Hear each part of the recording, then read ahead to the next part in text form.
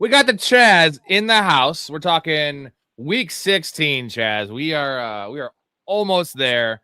2 more weeks. It's exciting and also sad at the same time. Yep. I'm just excited to be here, and it's fantasy football semifinals week. Hopefully, all of you people made it. Hopefully, you made it. Hopefully, you made it in a lot of your leagues, Rob. I know I did in one of mine. So yeah, let's get talking about this stuff. I am alive in 29 leagues out of 36, and I should have been 31. I lost a game by 0.1 with Devin A-Chain on that Monday night bullshit. I was against Waddle and A-Chain, so I thought I had no shot. They needed like 23 points to beat me. And then, Waddle does nothing, and then they hold him out the last drive. And if the Steelers get that first down, I win. And it is what it is. Like, I got my numbers are incredible. My teams are dying, though. They're slowly dying.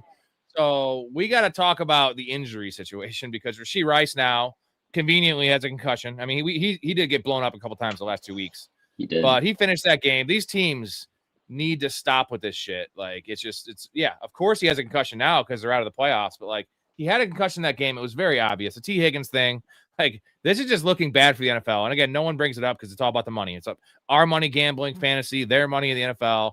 But like it's very obvious, right? Yeah, I mean it's terrible. They're forcing guys back out there, trying to save seasons, and then once it's over, it's like, oh, now you're done. It sucks to see, and it's impacting a lot of like you said, betting wise. So, in fantasy, which even the NFL knows how big fantasy is, and yeah, just hearing nothing kind of sucks. Yeah, so Rashee Rice. We also have T. Higgins, who is limited practice, so he's possibly playing. I don't know why they'd bring him back, but also, we were on the camp, and Storey and Ray, they shouldn't have brought back Joe Burrow. So, like, if they brought back Joe Burrow, why not bring back T. Higgins? We do have some positive news on the Drake London front. Drake London finally back to practice, and they said before the week, hopeful they can get him back, which is, again, Raheem Morris, fucking clown. So, what do you think he's got a better than 50% chance to suit up this week? Yeah. I think we saw last week. I know last week was, Thursday night. They're playing against the Bucks and then beating them at the Bucks. I think they're still going to be trying no matter who they're playing and what's going on. Obviously, because that Rams pick, and I'm trending him more to play, and I want him to play. If he's a go, then I'm starting him in my semifinal, and if not, it would suck. I need him because it's more my wife's team. She has Rashee Rice in like 6 of the 9 teams she's alive in. And I think I have like 4 shares, but in a couple really important leagues. I mean, they're all important, but like leagues where I don't really have anyone to cover for him, if that makes sense. Where I'm already starting Adonai Mitchell. I'm already starting Michael Wilson. And just because I've lost guys. And how comfortable would you be starting Drake London? So typically I would be a little uncomfortable because the PCL, the time he's missed the snaps. Very good matchup against the Cardinals this week. So is that kind of a saving grace that kind of like softens the possible limited action he's going to get, where if he only plays, runs 28 routes, like that could be still very valuable just because of the Cardinals. The Cardinals defense is just tissue paper, dude. Yeah, and if anything, like I mean, I would be starting him still over the guys the guys that I have. I mean, like QJ has been dealing with some stuff. I know he's been sucking recently. I don't know about Wandale though. If he is going to come back and he's going to be limited, I don't know if I'm going to make the start of him or Wandale, but that is definitely a decision I need to make. But yeah, I mean, still, it's going to be a high scoring game. You know how that Arizona Cardinals offense looks. You know how that defense looks, and then you also know that every game they play in is usually going over 50 points at least. So that's kind of what I'm leaning towards. I'd still be starting him. Mark in here. What's going on, Mark? Number 1 super fan. He says the Chaz in the building. Is it the Chad? It might be the Chad. The Chad. The Chad.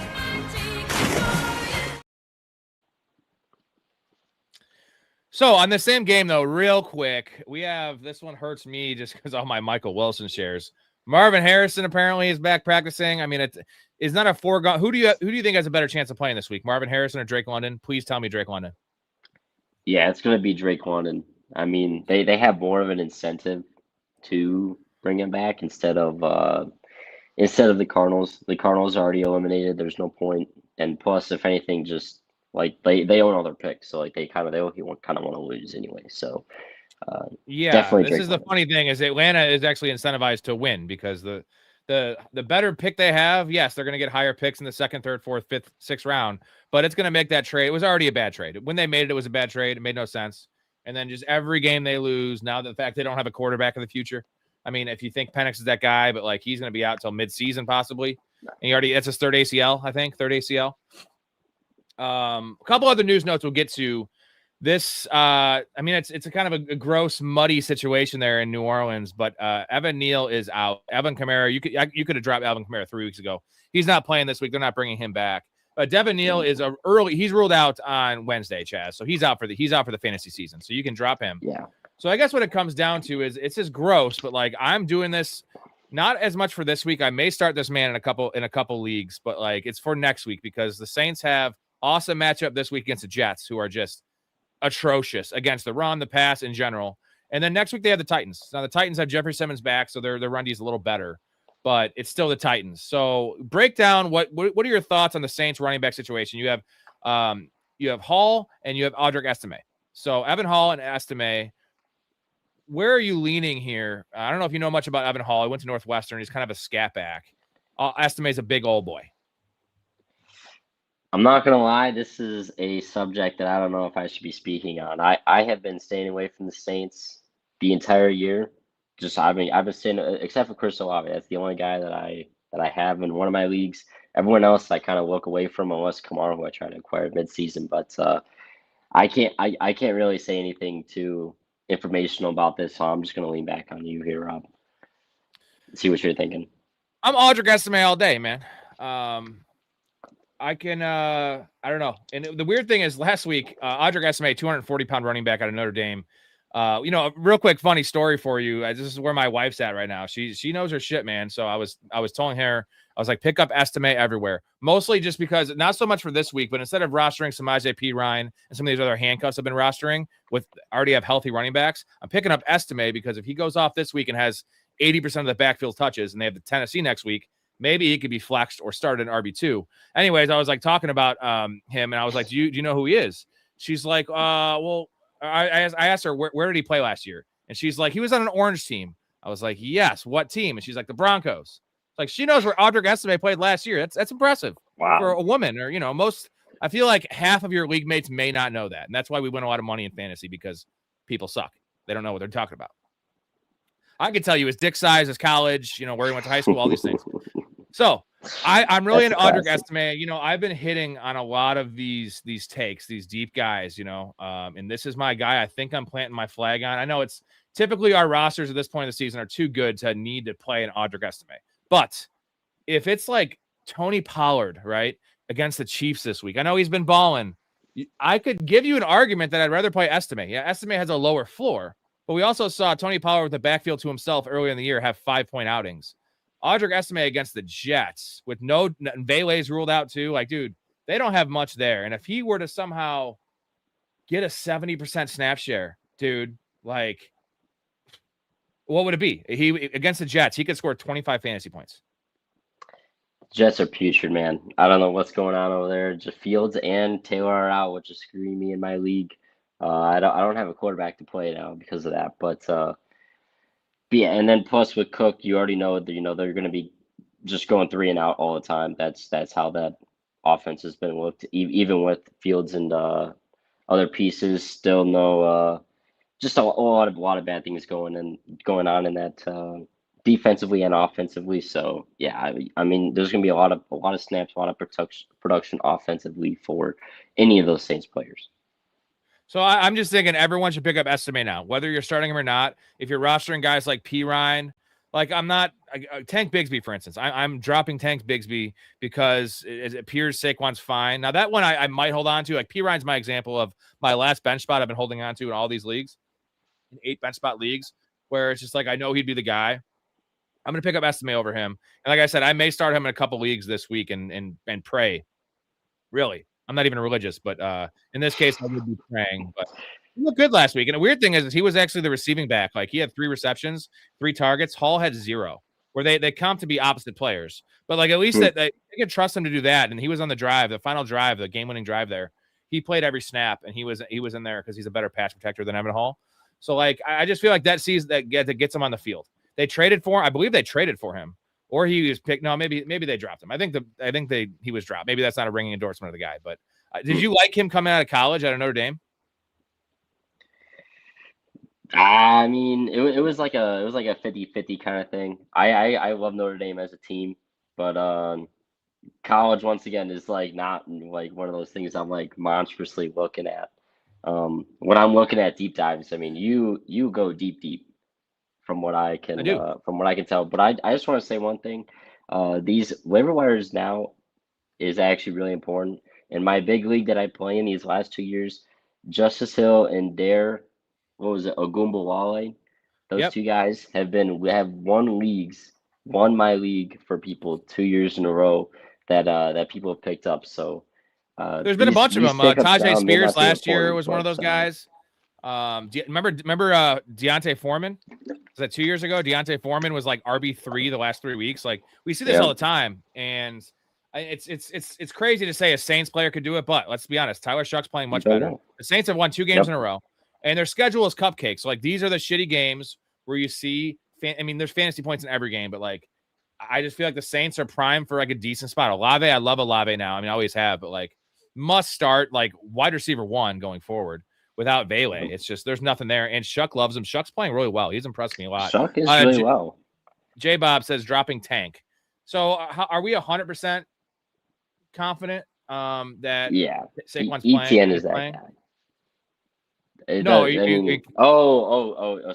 Sorry.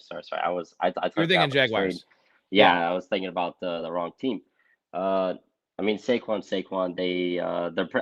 They're pretty much just fighting for divisional, top 4 rankings now because they have that division locked up. Is Saquon been hurt? Gosh, I've not been keeping up with Saquon. I can tell you that much. Yeah, Saquon had a stinger. They put a stinger tag on him for Tuesday, but he practiced today. So I don't think there's any worry. The worry could be maybe a reduced workload, but that doesn't help you with Tank Bigsby. You're not starting him. Oh yeah. Did you hear about the Puka Nacua thing? Anyway, so. Puka, his comments about the referees, I think it was, and then his brother stealing the Lakers player's SUV. 2 different things. I'm not worried about the distraction level of Puka Nacua because this is a must-win game in terms of they want the bye, they need to win this game. And there's also no Devontae Adams. Yeah, I mean, basically he went on a stream with like Aiden Ross and Neon, who I actually know because they're streamers for like younger audiences. Used to watch them back in the day, but now they're kind of just a bit interesting. But yeah, they got Puka on there. So, and then of course, they caught him saying, other things, doing dances, whatever. But I'm not worried. I mean, Puka is that guy out on the field, especially with Adams being doubtful for tomorrow night. They're playing for a bye. They're playing for other things, especially tomorrow. Tomorrow, they're basically playing for the division, right? I mean, this is whoever wins this is most likely going to win the division. And I'm not worried at all. Like it's like AJ Brown. He's gonna say. I mean, obviously Puka's really not that nuts, but whatever guys say and do off the field doesn't really matter to me. Hey Michael, I did send you that email, man. Check your spam folder. Sometimes it goes to spam. I've had that happen a few times in the Discord invites. No Adams, Adunze, Kamara, Neal. Good news on Harvey, but I picked up Michael Carter. Any thoughts on him? I'm concerned about Michael Carter just because DeMarcado.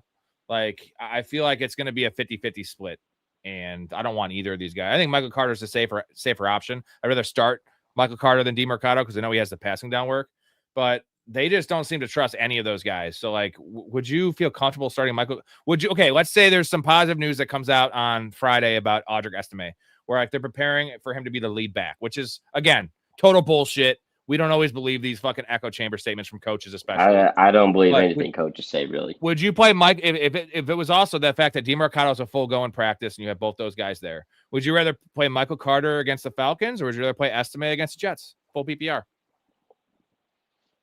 I mean, from what you've been telling me here, I'm gonna have to lean Estime. I hate running backs on the Cardinals. Any running back on the Cardinals is not I'm not no fan of those people. So. Give me Estime, especially against the shit Jets defense, all day. Oh, we forgot about this one. Thank you, Blake. Shout out Blake, the media manager on the show. You're the man. Saints signed Naeem Hines, the ghost and the corpse of Naeem Hines.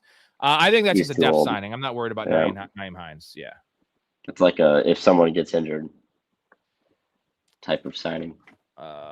Michael Carter, Godwin, or Estime? He's going to bark. She's going to bark. She chewed up the couch. Oh, that's awesome. Michael Carter, Godwin, or Estime? My dog was chewing on shit. I'm going Godwin. If it's full PPR, I'm going Godwin. Right? Yeah, especially yeah. I mean, especially PPR. You go and you take your wide receiver there. I'm not gonna get too cute. Like I said, Estime is definitely a speculative ad. Like it's speculation, but it's more so to pick him up for week 17 because if he pops this week, Titans are a good matchup. This is still this is a better matchup than the Titans, but the workload is concerning, and Michael Carter also is concerning too because I just don't know. Last week was after Bam Knight got hurt, which again was not in the game plan. He had 80% snap share, but it was like, was DeMarcado 100% ready? Did they have him in the game plan? Like, it just makes sense that Carter got all the snaps. And we've seen this every single week since the injury, week 4 to James Conner. They have fucked with us in every one of these. Who's the starter? Who's going to get the snaps? What role the players are even going to have? So, like, are we going to start believing in this now? Not to mention the Cardinals do not run the ball at all. They don't run the ball. They don't run it at all. So it's an offense that doesn't run it, and then also coaches always lie to us, so it's like you can't even trust it. AJ Barner, someone I picked up. I was stashing AJ Barner, and then with the news about Devontae Adams, I picked up Kobe Parkinson everywhere. I'm actually flexing Parkinson in a few spots this week. I was running the numbers and kind of deep diving into this, and the Seahawks are number 1 against running backs in terms of points allowed. They're number 2 against wide receivers in terms of points allowed, and they're number 18 against tight ends. So, like, really, the tight ends is where you can get them. And I don't know. The crazy thing is he was on the field. They were playing. I mean, they play the most 12 personnel and even the most 13 personnel in the league. But Kobe Parkinson played 86% of the snaps last week. And Davis Allen was out there 80% of the time, but that guy's strictly a blocker. And they actually had Ferguson on the field for a lot, like 60%. So they're playing a lot of 2-3 tight end sets. But, like, is that going to change against this Seattle front? I don't think so. And it's like, if you can promise me Parkinson's going to be on the field for 90% of the snaps, and you're looking at, 9 or 10 targets freed up from Devontae Adams, 8 or 9. Like, where are they going to go targets? to? And like when you're thinking red zone targets too. So you're thinking goal line, you're thinking those because Puka is going to be Puka. He's probably going to be doubled all the time instead of Devontae, who's usually that one-on-one fade guy, and then now you got Parkinson. You go out there, you have 2-3 tight ends. That's kind of like the guy they're going to be looking for, and should be freed up. Boys, I have a major big problem in the next round of the playoffs. Talking about this week, week 16. Have a few that I don't feel good about. Genty against Houston. I did pick up, I'm guessing he's talking about Audric Estime, New Orleans running back. And I have Brian Thomas. Adunze is probably not playing this week. Yeah, should I play New Orleans back or other wide receiver? I mean, I would just play Brian Thomas, but that's also a tough matchup against Denver. I would probably just stick with Genty, bro. Like, he's playing every snap now. I know Houston is tough, but Houston is definitely more gettable on the ground than through the air.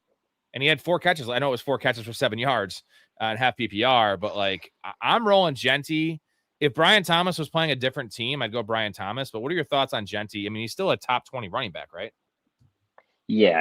I understand people have been slandering him, and he's obviously he hasn't been what people projected, but he's still not a bad running back. Like he should have won the Heisman last year, and the guy's a bowling ball. So I understand Houston's tough, but Houston still does give up points. I know it's going to be really hard for, the Raiders to do anything there, but especially with how good that defense is. But you never know. And plus, I'm still starting him over BTJ. He's going to have to go through basically the second no-fly zone.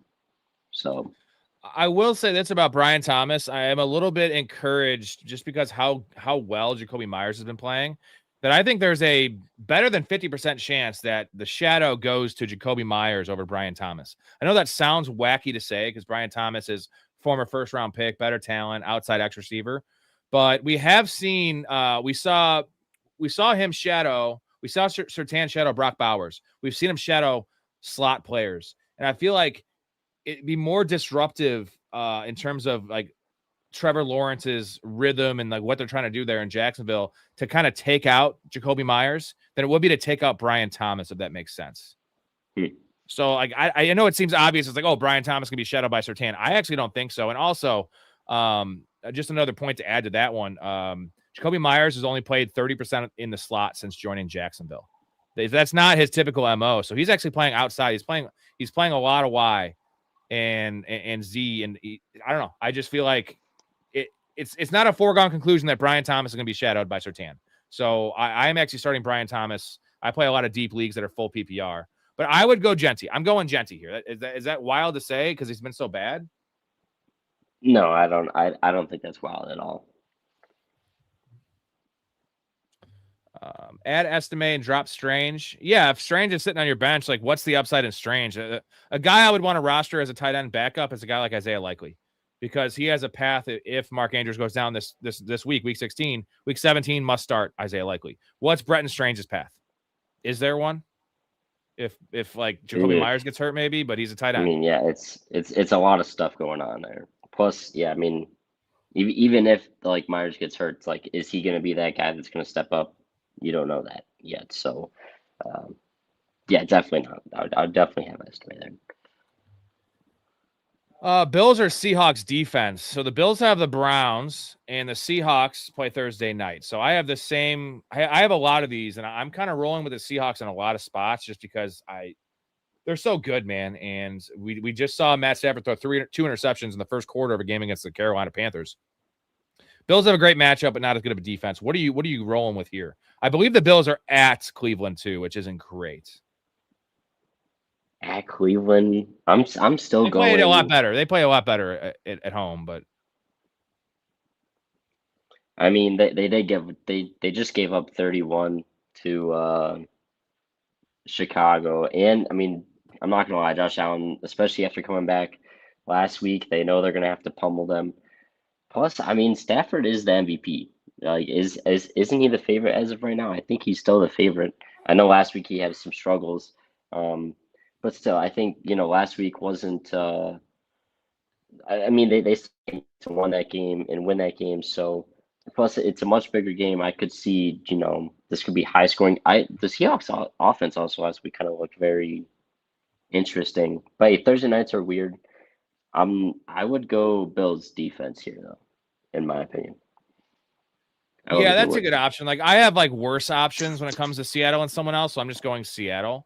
And it's just they're so good, right? It's just one of those things where look at the Bucs defense against Atlanta. Like that was the most obvious start of obvious starts, and they got 2 points, dude. So like I'm not saying the Bills defense is as bad as the Bucs, but it's in the same class to me. Like, why else are the Bucs struggling this year? It's because their fucking defense can't stop the run. And like, I know the Seahawks are a top 2 unit. Like, I know they're not quite Houston right now. They've been not as good the last couple of weeks, but that's an age old like problem we have with streaming defenses and picking defenses. Is do you go with the matchup or do you go with the better defense? And I think the one nice thing we have here, if there was a Devontae Adams at full strength playing in this game, which he's already pretty much ruled out. He's doubtful. He is not playing. By the way, everyone, Devontae Adams I wouldn't tell you to drop him, but he is not playing the fantasy playoffs. Like, why would they bring him back? Because if he does that again, he's out for the real playoffs. Rest up. You got 3 weeks. You might get to bye anyway. Without Devontae Adams, like I'm pretty sure the Seahawks defense is A, good enough at generating pressure, and B, they're good enough they can shut down Puka. And when I say shut down Puka, I mean make his life miserable. Make him work for every single yard. Make his 14 targets into 7 for 71. Something like that, where they make, and if they can shut down the run and shut down Puka, who else do you have to beat you? Tutu Atwell, Jordan Whittington, Colby Parkinson, but he's just a guy. Let's be honest. His numbers are fine. So that's my upside with Seattle's defense. I think I would go Bills. Bills are safer. They're safer, but like we've seen this. We thought the Buccaneers were the safest play last week, and they literally got 2 fantasy points. So pick 2 PPR, Genty, Hampton, Carter, and Estime. Are we just going to go with our studs here? Like, yeah. I don't. I'm not. When I'm talking about, I'm starting Estime. It's over bums. Yeah, it's over. Like I would start Estime possibly over Carter, but like, Hampton has the Cowboys. It's just getting too picky for the fantasy playoffs, especially. I understand you maybe there's hype around Estime. I know Rob's hyping them up right now, but still start your studs. We're talking like, your bottom barrel guys, like your late round draft picks, like starting Estime over those guys. those type of guys. Also, we know their workload. I know Hamptons is more up in the air, but that was game flow last week, and at least he's getting the opportunities. He's only playing less than half the snaps, but he's getting more opportunities when he's in the game. And Quinnen Williams is pretty much ruled out for this game. So they're missing, like, their run D has been better, but he's been a big reason why it's been better. And if you take him out, like, the Cowboys defense, they're essentially eliminated. By the time they play this game on Sunday, they probably will be eliminated because the Eagles play Saturday. So, all right, I'm gonna hit you guys with the intro, and then I got a little new segment. Chaz, I gotta show you. You're gonna love it. All right.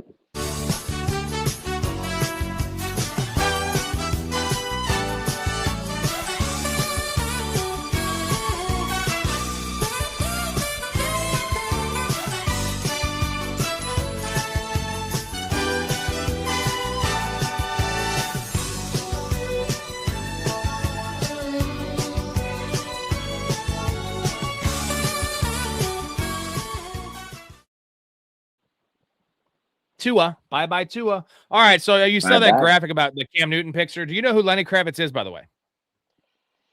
No, I do not. You're such a young man. Lenny Kravitz is a musician that just dresses like a whack job. Anyways, here we go, guys. Here we go. We have Cam Newton. We're gonna dissect a Cam Newton outfit every single day on the show. A fur shrug with crocheted sleeves, a hat on a hat, a watch on your pinky toe. And nothing says, look at me, I've been places, like 2 lit road flares hanging from your sunglasses. Here we go. Here's the outfit of the day. So we have a sweater. We have one of those really tall hats because he needs a tall hat to fit all his hair in there. And then, of course, glasses. He's got a dress shirt with a tie. There's a lot of layers going. He's just layered up, man. The guy's wearing 4 layers. You like this outfit, Chaz? Not exactly. I love the festive. I love the little festive sweater he's got going on there. But then you got the collared shirt, but the collar's up, so we can still see the tie. You put it down.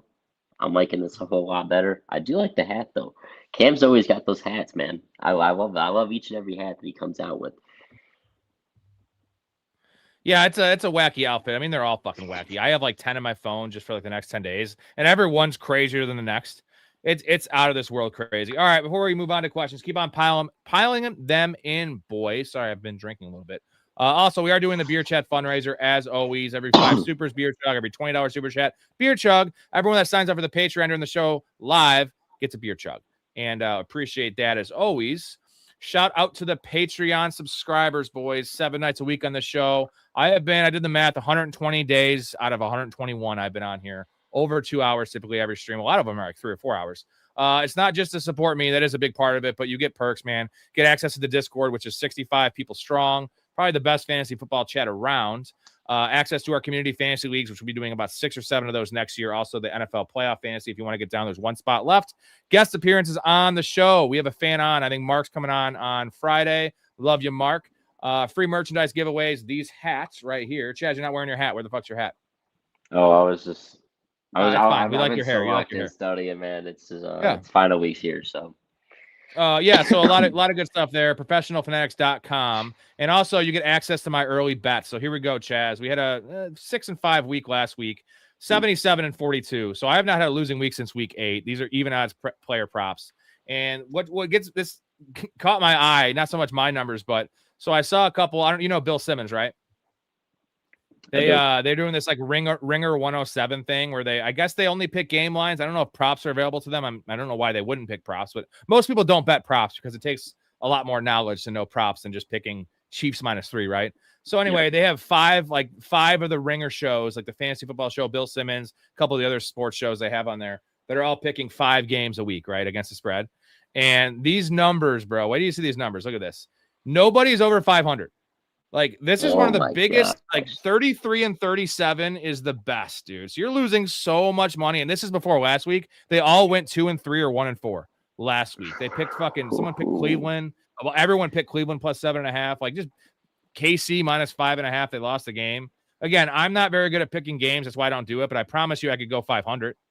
And like, people are watching these. So this is the reason to watch this show, because you're actually put up my numbers again. This is a big sample size of 4 years. We're actually winning money at a big clip. And also, this one's even funnier. This is You know, Matthew Berry. So Yes, I Matthew do. Berry has his show on Roto World, and he's got that like stupid Australian guy. So it's hard to see, but these guys are 5-9 and 6-8. 5-9 and 6-8. They pick one player prop a week, bro. Like they're hitting at 40%, not even 38%. Come on, man. I'm 65%. And like people watch these guys. Come on. Well, I mean, all those guys, they get paid to, put out picks. That's just how it is. There's so many deals out there with DraftKings is basically funding a lot of ads and stuff like that. So all those analysts, they don't really know anything. Rob knows a lot more than any of those guys. I can tell you guys that much. And also, they're getting paid. Here's the difference. Like you said, they're getting paid. So like, does their picks even matter? Yeah, they want to do good to have more people watch. Like, they have a built-in audience. It doesn't matter. Like my thing is, I bet all these, so I want to make sure I win because I don't want to be down $6,000 this year. I want to be up $6,000 this year. All my fantasy takes, I play 36 leagues. I'm telling you what I do in my league. So I want to make money in my fantasy leagues. Matthew Berry doesn't give a fuck about your fantasy team. And like, I'm not saying I necessarily do, even though I do. I care about like the better I do and better advice I give you guys, the more likely you guys are to subscribe, more likely you guys are to join the Patreon and like stay tuned into the channel because I'm trying to grow this channel. So like, it's all about motivations, man. And like full disclosure, like those fuckers don't give a shit. They're making $5 million a year no matter what they say. So do you really want to trust them with your fantasy teams and your bets especially? I don't. I won't. I don't follow anyone's bets, honestly, just because I definitely won't pay for picks. Now, again, I'm asking people to pay for the Patreon, but it's $5 a month to get the picks. And that's also a way to support me. You know what I'm saying? A lot of people are charging like $60 a month for picks. It's like $100 a month. Like that's taking your money right there. Yeah. It's wild. I definitely don't agree with that at all. But yeah, the analysts, their checks are coming in. That's all I'm saying. No I don't trust it. I saw Tyler at the bar. Did he tell you? Really? Yeah, on Saturday night, I saw him at the bar with his parents, Eddie Goodell's in Elburn, with his parents. So, yeah, his mom, dude. His mom's hot, dude. So you've known his mom for a long time. You definitely want to fuck her for a long time. We don't be talking about Shauna, right? I just did. We don't be doing that. Oh, that's not nice, man. That's not nice. His parents are telling awesome. him his mother's attractive. I'm not saying she's a bitch. I'm saying she's hot and she's cool. No, she's I'm sweet. Just saying, you said it in a different way. I love. I was saying like you growing up and like knowing her, you probably were like, damn, your mom's hot, right? Or no? Would you not say that to him? I would say it's all my friends. I like met Tyler like senior year of high school. Like I knew of him, but I didn't really know like him or his parents until like these past like 5 years. So they're incredible. So I don't ever like speak bad about them or say things like that. I was speaking good about them. Very good about them. I understand what you're saying from your point. Like you're just saying that she looks attractive, but I'm just saying like that's not something I should be saying. Sweetheart. How about that? She's a sweetheart. How about that? Jesus, awesome. Chaz. I'll rein it in a little bit. I'm just saying. It's just... fucking. You're like the little angel on my shoulder, where there's the devil on my shoulder, and you guys are fighting. Yep. I gotta be the angel for you. All right, we have Michael still wants to bench Genty. I wouldn't do it for the guys you have. I picked up Tyler Shuck. I'm not sure if I should go Estime or Carter. Let's wait for the reports to come in, man. We got to wait for the reports as well, PZ. So I would lean Estime. In a full PPR, I can see why you would go Carter, though. No, I do want to ask you. I don't mean to kind of interrupt here, but I'm in kind of QB hell right now. And Rivers is on the waiver wire. It's a 6-point passing, so that's kind of like another thing. But like I obviously have no one else. Like I have Tua's getting benched, Fields and Tyrod Taylor benched. I got no Flacco, no all those guys. So if I pick up Rivers, would you start him over guys like Wando Robinson or maybe even a DJ Moore? Yeah, I would start a quarterback over. It's just my super flex spot, which. Yeah, I mean, I'm that's starting what a quarterback I was towards, but you got to. It sucks. It's gross, but you have to. Yeah, I traded for so many QBs mid-season to try and make sure that I had so many guys so that I could choose this. And then Kyler goes down, Tua down, Fields down, Tyrod Taylor down, Flacco obviously not playing. It just sucks. But All right. So hopefully I get So Phil Rivers then. real quick. So Michael in the bottom of the chat here, he's Michael. Let me tell you this, man. If you want to do these things, I'm not telling you not to. I'm just gonna tell you what I would do. So he's saying that, bro, Genty is playing horrible because the rest of the team, and that's true. Also, we might have Geno Smith back this week, which we never thought would be a good thing. It's a good thing. He definitely has a low floor and a low ceiling, it seems like. He does. But Michael Carter and Audric Estime, as much as I talked up Audric Estime, they have no floor. Like, maybe you could say Michael Carter has a floor, but he has no ceiling. Estime has a lot of ceiling, but he has no floor. Like, am I going to risk my, like, when I'm saying I'm starting Estime, I'm talking about a league that has 3 flex spots, that's 12 teams, that's really deep. I have T. Higgins and Rashee Rice that I can't play. Like, that's where I'm at with this guy. And then I'm looking for next week when I see the workload. But, like, Ashton Genty's playing 85% of the snaps. You know he's going to be on the field every play. He's going to get goal line work. He's going to get passing down work. He is an elite talent. So it can't get worse. I know I've said this about Justin Jefferson, and it has gotten worse. But, like, I'm not starting Michael Carter over Ashton Genty. I just, that's not how I operate. And it's not, I'm not telling you there's a 90% chance Genty outscores Michael Carter, but I'd say it's over 50% chance. So I'm just going to go with the guy that is a better player that I drafted high, like Ashton Genty over Michael. What are we talking about? And then Hampton, I'm going to play Hampton over those guys too, because he's a better player, a better offense, good matchup against Dallas. Great matchup, yep. So, I mean, that Dallas defense can't really stop anything. I mean, they just let 9 throw for, basically whatever they wanted to him. So, yeah. Parkinson over Barner. I'm doing that for sure. I had Barner in there as a starter, but I like Barner a lot. I guess the upside with Barner is he does get the tush pushes. He does get that. But, like, if you're going to, that's not enough to have, like, a tiebreaker over Parkinson with no Devontae Adams. If Devontae Adams was playing in this game, I would probably go Barner. But no Devontae Adams is opening up targets. Red zone looks like Chaz says, and that's pretty easy for us, right? Yeah. I mean, that would definitely be an easy decision for me. This is a big one. I need Chaz's opinion on this because I have this decision in probably 3 or 4 leagues. Would you start, let's assume Marvin Harrison plays this week, full practice by Friday, etc. Would you start Michael Wilson or Marvin a full PPR? I'm still going Michael Wilson. I mean, the guys looked amazing as of late. And also, who do you think has more chemistry now with Jacoby? Marv or Michael Wilson? Like if he's in a rut, if McBride isn't there, his second option should be Michael Wilson and not Marv. I know Marv's great and all, but, like, with what has been happening recently, I think Michael Wilson's just going to be trusted more. He's going to be involved more. It doesn't matter, obviously. It does matter with Marv coming back, but it's still not enough to sit Michael Wilson for Marv, if I'm going to be honest. Hey, OJ. Yeah, you're in standard. So in standard, I definitely like Estime. Who to start at tight end, Pitts, Strange, or Hunter Henry? It's Pitts by a mile. Yeah. Even if Drake London comes back, I'm still starting Kyle Pitts. I think he's blossomed, right? He was a caterpillar forever. Now he's a goddamn butterfly. That dude's just fucking spreading those wings all over the defenses, spraying that shit in their face, all those good things. It's Kyle Pitts, must start. Yep. And with Kurt, he's easy in my decision. Everyone, I'm just telling you, I'm going to go to my league here, and I don't have great options. I only have one Genty share. I took Genty in 1 out of 36 leagues, and I regret it. It sucks. So I don't like the man. But so here's my Genty team, and here it's full PPR. I have Genty, Pollard, Charbonnet, Corum. That's it. I mean, obviously, I have really bad running backs. And start your studs. So I'm just saying, like, when I start, I could start Blake Corum over him, right? I could start Zach Charbonnet. Even if I had Estime, like, I would not, and that's why I didn't pick up Estime.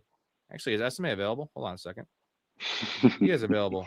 So I'm going to pick him up right now. Get him in there. For McLaughlin. I forgot I had McLaughlin. I was holding on to him in case RJ Harvey was out, because I would start McLaughlin without RJ Harvey over Genty possibly, because I know he'd be the lead back. But, like, I'm just saying, like, Ashton Genty, he's been bad, but he's still getting all the opportunities. There just hasn't been many opportunities. Yeah. No goal line looks. It could change. I'm just saying it could change. Would it surprise you if and also Derek Stingley, 2 of their secondary guys might miss this game. So it's just also the NFL. It's the NFL. Like, we've seen the Dolphins beat the shit out of the Bills. I'm not saying that's going to happen, but this could be a 1-score game. Like, they hit rock bottom last week. I promise you it won't be as bad as Kenny Pickett with 85 total yards against Philly. No way. Yeah, that was rock bottom. That was also a game that, you just knew Philadelphia was going to come out hot. You knew Philly was going to, try and stymie them, which is exactly what they did. Um, it's the NFL. Weird things happen, and I know I see Michael always saying in the chat like, oh, they never get to the goal line and all this stuff, but like it's Genty. Like, are you telling me you're gonna sit Genty, who you probably drafted, 1 or 2, and sit him for a guy who is getting his first start this week? I just Well, Michael Carter, the thing is too, like we want to say all these things about I wasn't even the talking about just Raiders, Michael Carter. I was talking but about you know what Michael Carter does? You know what they don't do, Arizona? They don't run the ball at all. So you're only relying on pass catching. Like they run the ball like 9 times a game, dude, with the running backs. It's insane. Tyler Warren, Darren Waller, or Parkinson. I'm going Parkinson over Tyler Warren. I'm doing that in a league already. In full PPR, mind you, I'm doing it. That's interesting. Bro, like Phillip Rivers, like he's throwing for 140 yards. Like where there's not enough part of the pie. Like I would say Phillip Rivers is going to maybe have 1 touchdown. I think Stafford's going to have 2 or 3. I'd say that, let's say high end, I think there's 160 yards that he could have passing. I'm talking about Old Man Rivers. You could have 320 from Matt Stafford. So like it's just double the pie. The pie is a lot bigger there. Tyler Warren's a better player, but like where's the upside with Tyler Warren, dude? He's had like 3 for 19. Again, I'm not just looking at what the pass production. I'm just projecting the future production. It's just like they're playing a different style of ball right now. They're ground and pounding. They're just going to run Jonathan Taylor and dump the ball down. Yeah, but I'm also thinking Monday night they're playing in a dome, obviously, because they're at the Colts. They're going to be they're hosting the 49ers. I could see the 49ers kind of jumping on them and then them having to be forced into a lot of passing situations. I know, Rivers is not that great compared to, what they have with Daniels, but still. Yeah, Tyler Warren could have 6 or 7 catches in this game. But what would that be? 6 for 45? Daniel 6 for 50? Yeah. So you would go Tyler Warren over Parkinson. I get it. It's really close for me. It's really close for me. It's a 50-50. Or maybe Darren Waller's like out of there. We're getting Darren Waller out of this conversation. Yeah, too much speak on Darren Waller as if it is garbage. We got Jason in the house. What's going on? Just got home from the shop. Bush lattes and a handle of Crown got broken out. Oh, that was at the shop. Let's go, man. You know what?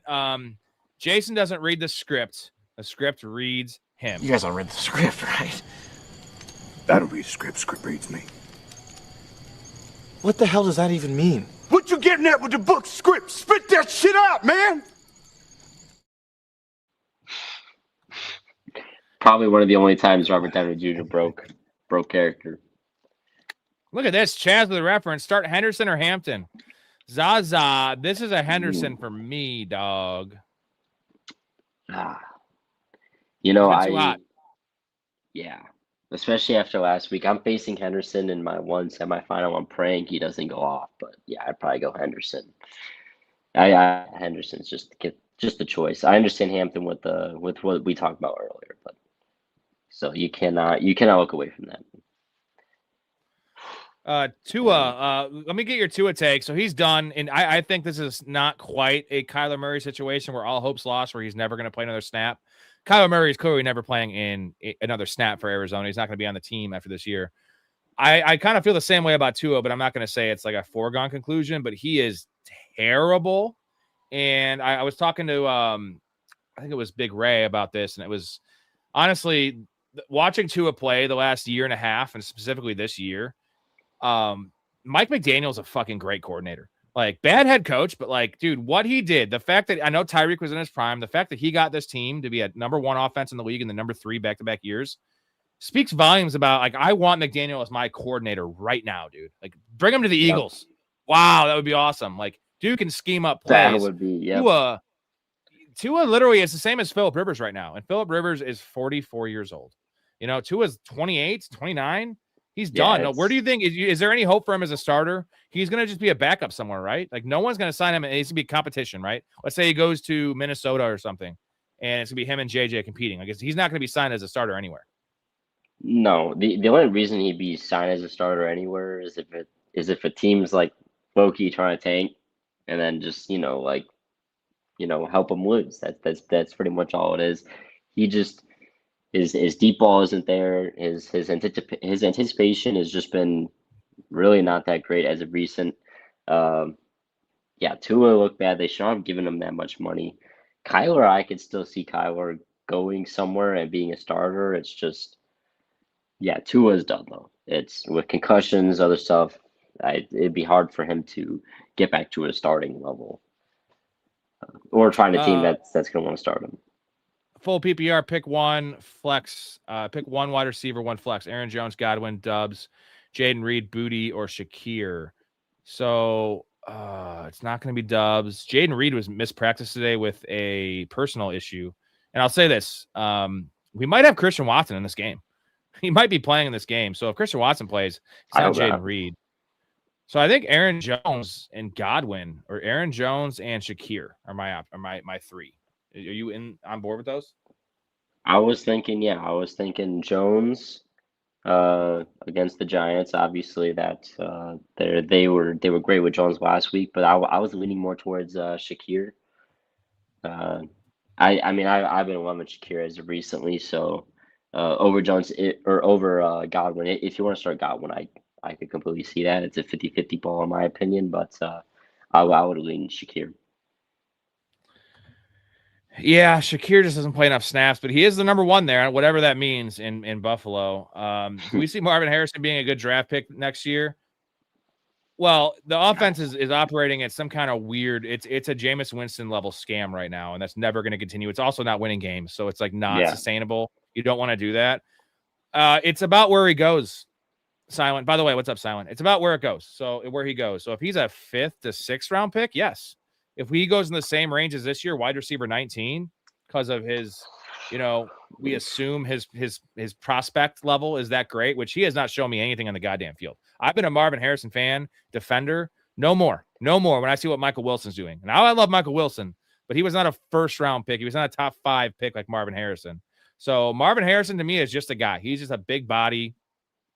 He's like a better Gabe Davis. That sounds fucking blasphemy to say, but right? It does. What has he done? What has he done besides touchdowns?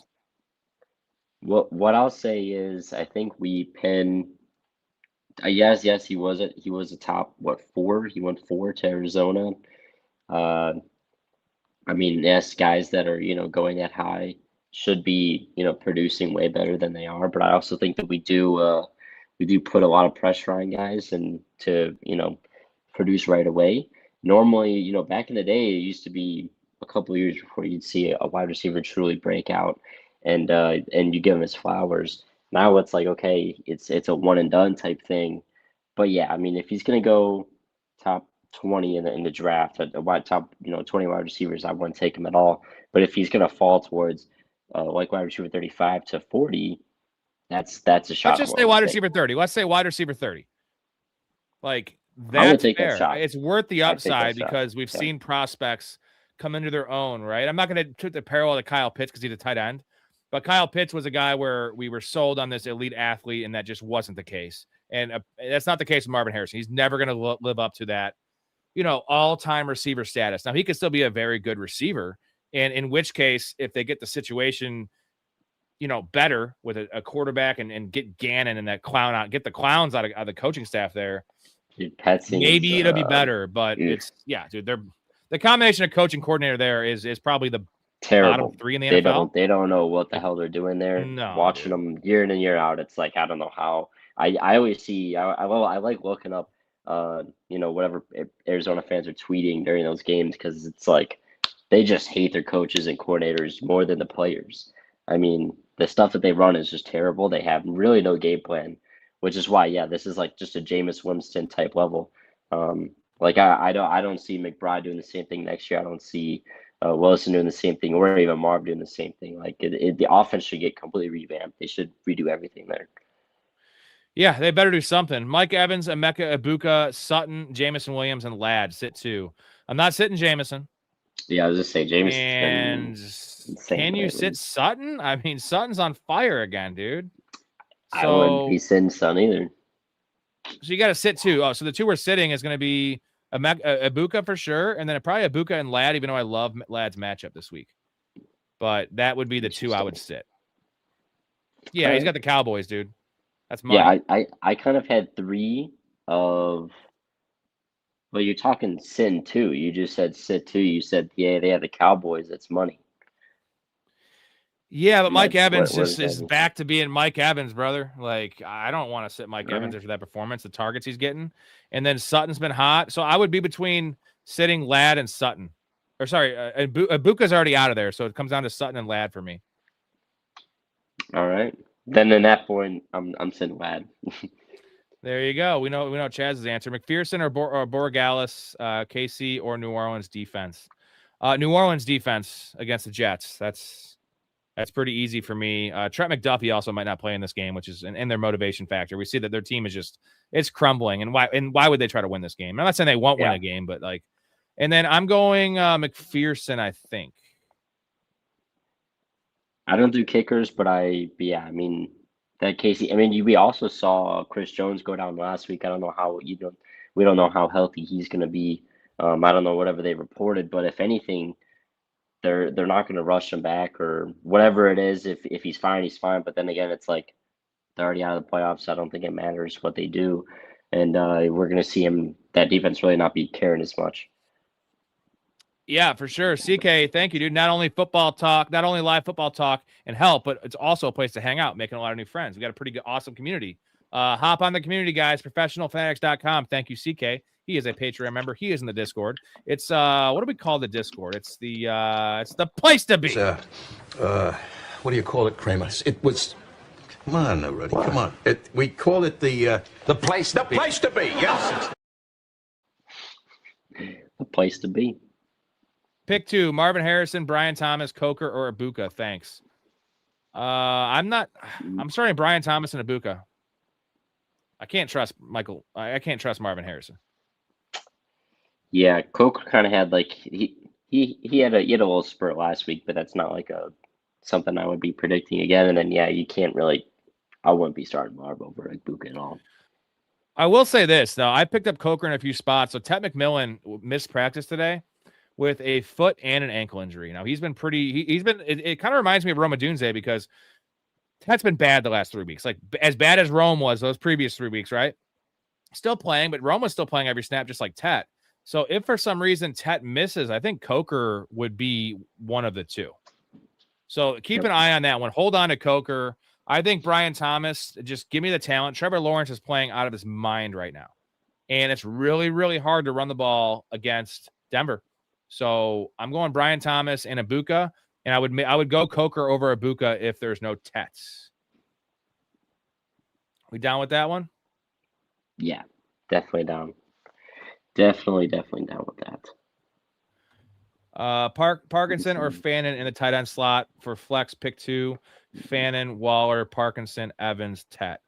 So Evans for sure, and then it's probably Fannin. So I would go Fannin, Parkinson, and Evans. Fannin had 14 targets last week, gentlemen. 14. Would you play just in a vacuum? Would you play Fannin or Parkinson? Fannin or Parkinson for you in full PPR? I'd go Fannin. I mean, Same. what other the tight end was? I mean, as you just said, 14 targets, and I mean, I was watching him last week as well. I mean, he if things go wrong, it's the security blanket. He's always trying to find them, and that's something I cannot look away from. With McMillan questionable, start McLaurin, Corum, Judkins, Harvey, or a Big Boo. McLaurin. We're going McLaurin, or we go Harvey against the Jags. I wouldn't be able to bring myself to start Harvey against such a great run defense like the Jags. So I'd have to go McLaurin there. If it's full PPR, we're going McLaurin. If it's half PPR, I think I'm tempted to go Harvey, as long as the practice reports are good. But he was full practice today, so it seems like it was just a rib issue. So we saw Devin A-Chain have a worse rib issue and come out and handle 21 touches. He's a lot smaller. Yeah. What's the situation with the Bears in Indiana? Oof. I hated reading that. So the Bears released a statement today. It was like a 4-paragraph long thing about how they've been trying a lot of things, but supposedly the city doesn't really care. about the Bears in this upcoming year, 2026. So now they're looking to try it because they said they're looking to invest over $2 billion into it. The Bears by themselves without the city's help. They just wanted things like roads and electrical, issues to be fixed by the city in Arlington. But then things are, going south there. And then they also said that they might start looking in Northwest Indiana, which would be Gary. So that's it's a whole situation. At this point, it's so bad because it's like if we just build that stadium in Arlington Heights and we can host a Super Bowl, like that would bring in so much money. And also we need a stadium with more seats. Like Soldier, I love Soldier. Soldier's iconic.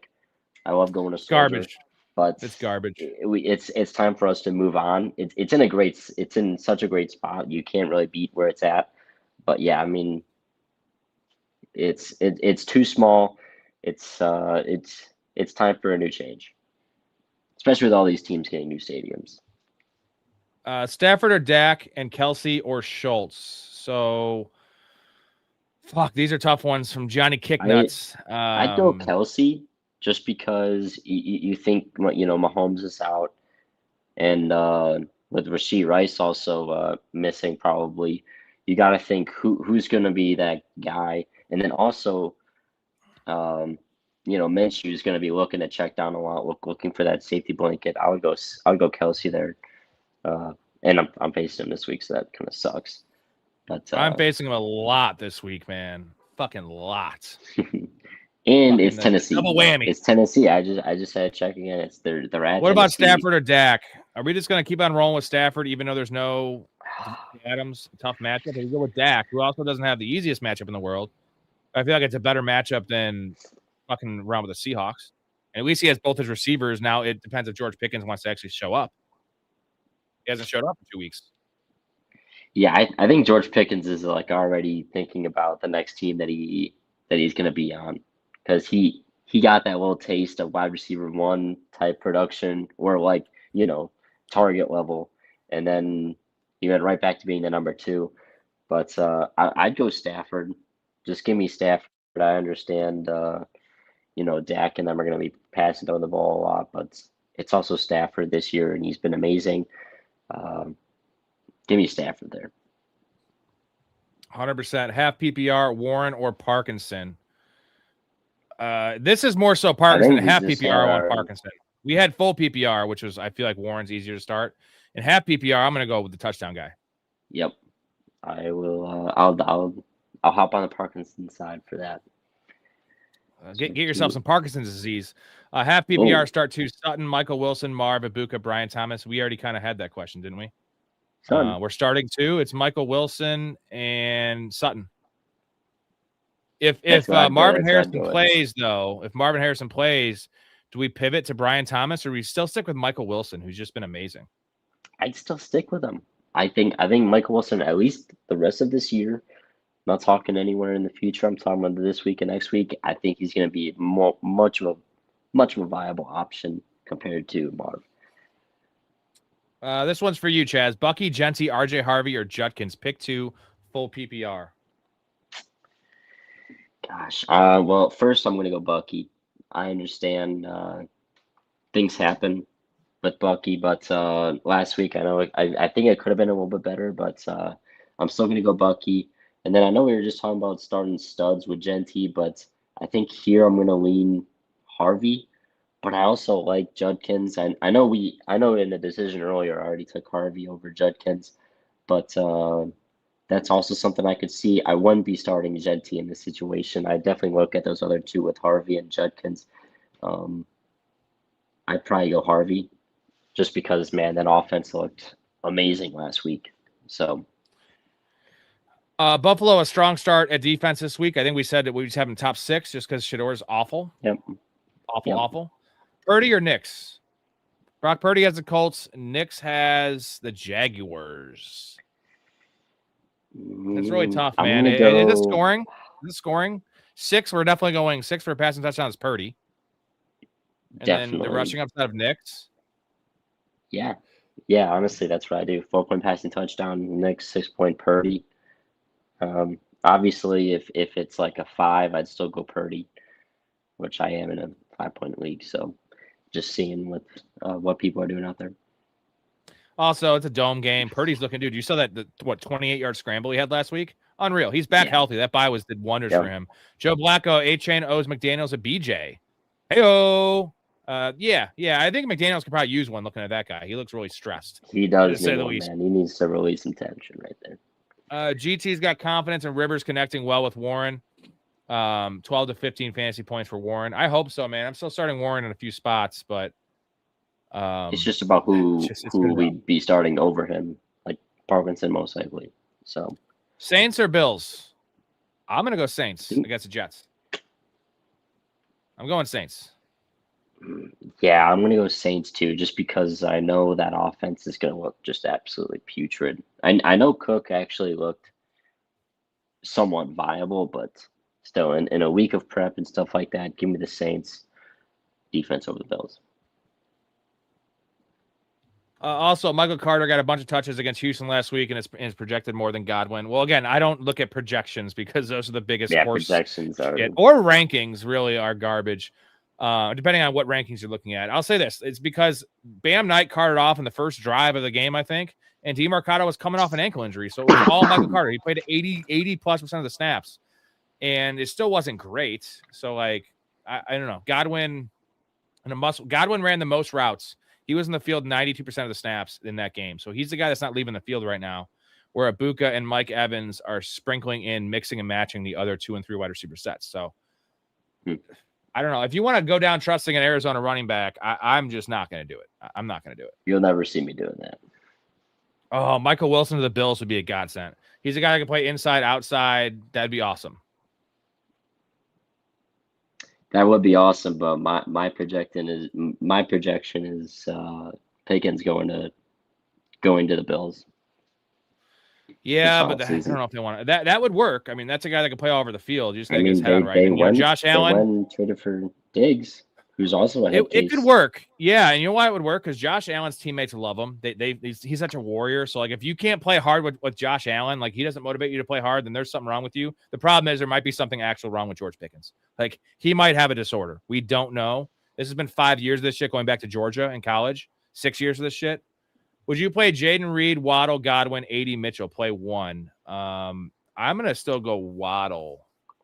Yep. Yeah, AD Mitchell, I love AD Mitchell. It was bad last week, but Waddle's still probably the option there.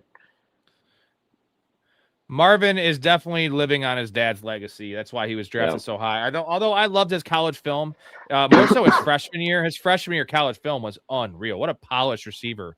We have not really seen any of that polish in the pros. It's just a different ballgame, right? It's also real easy when you play for Ohio State.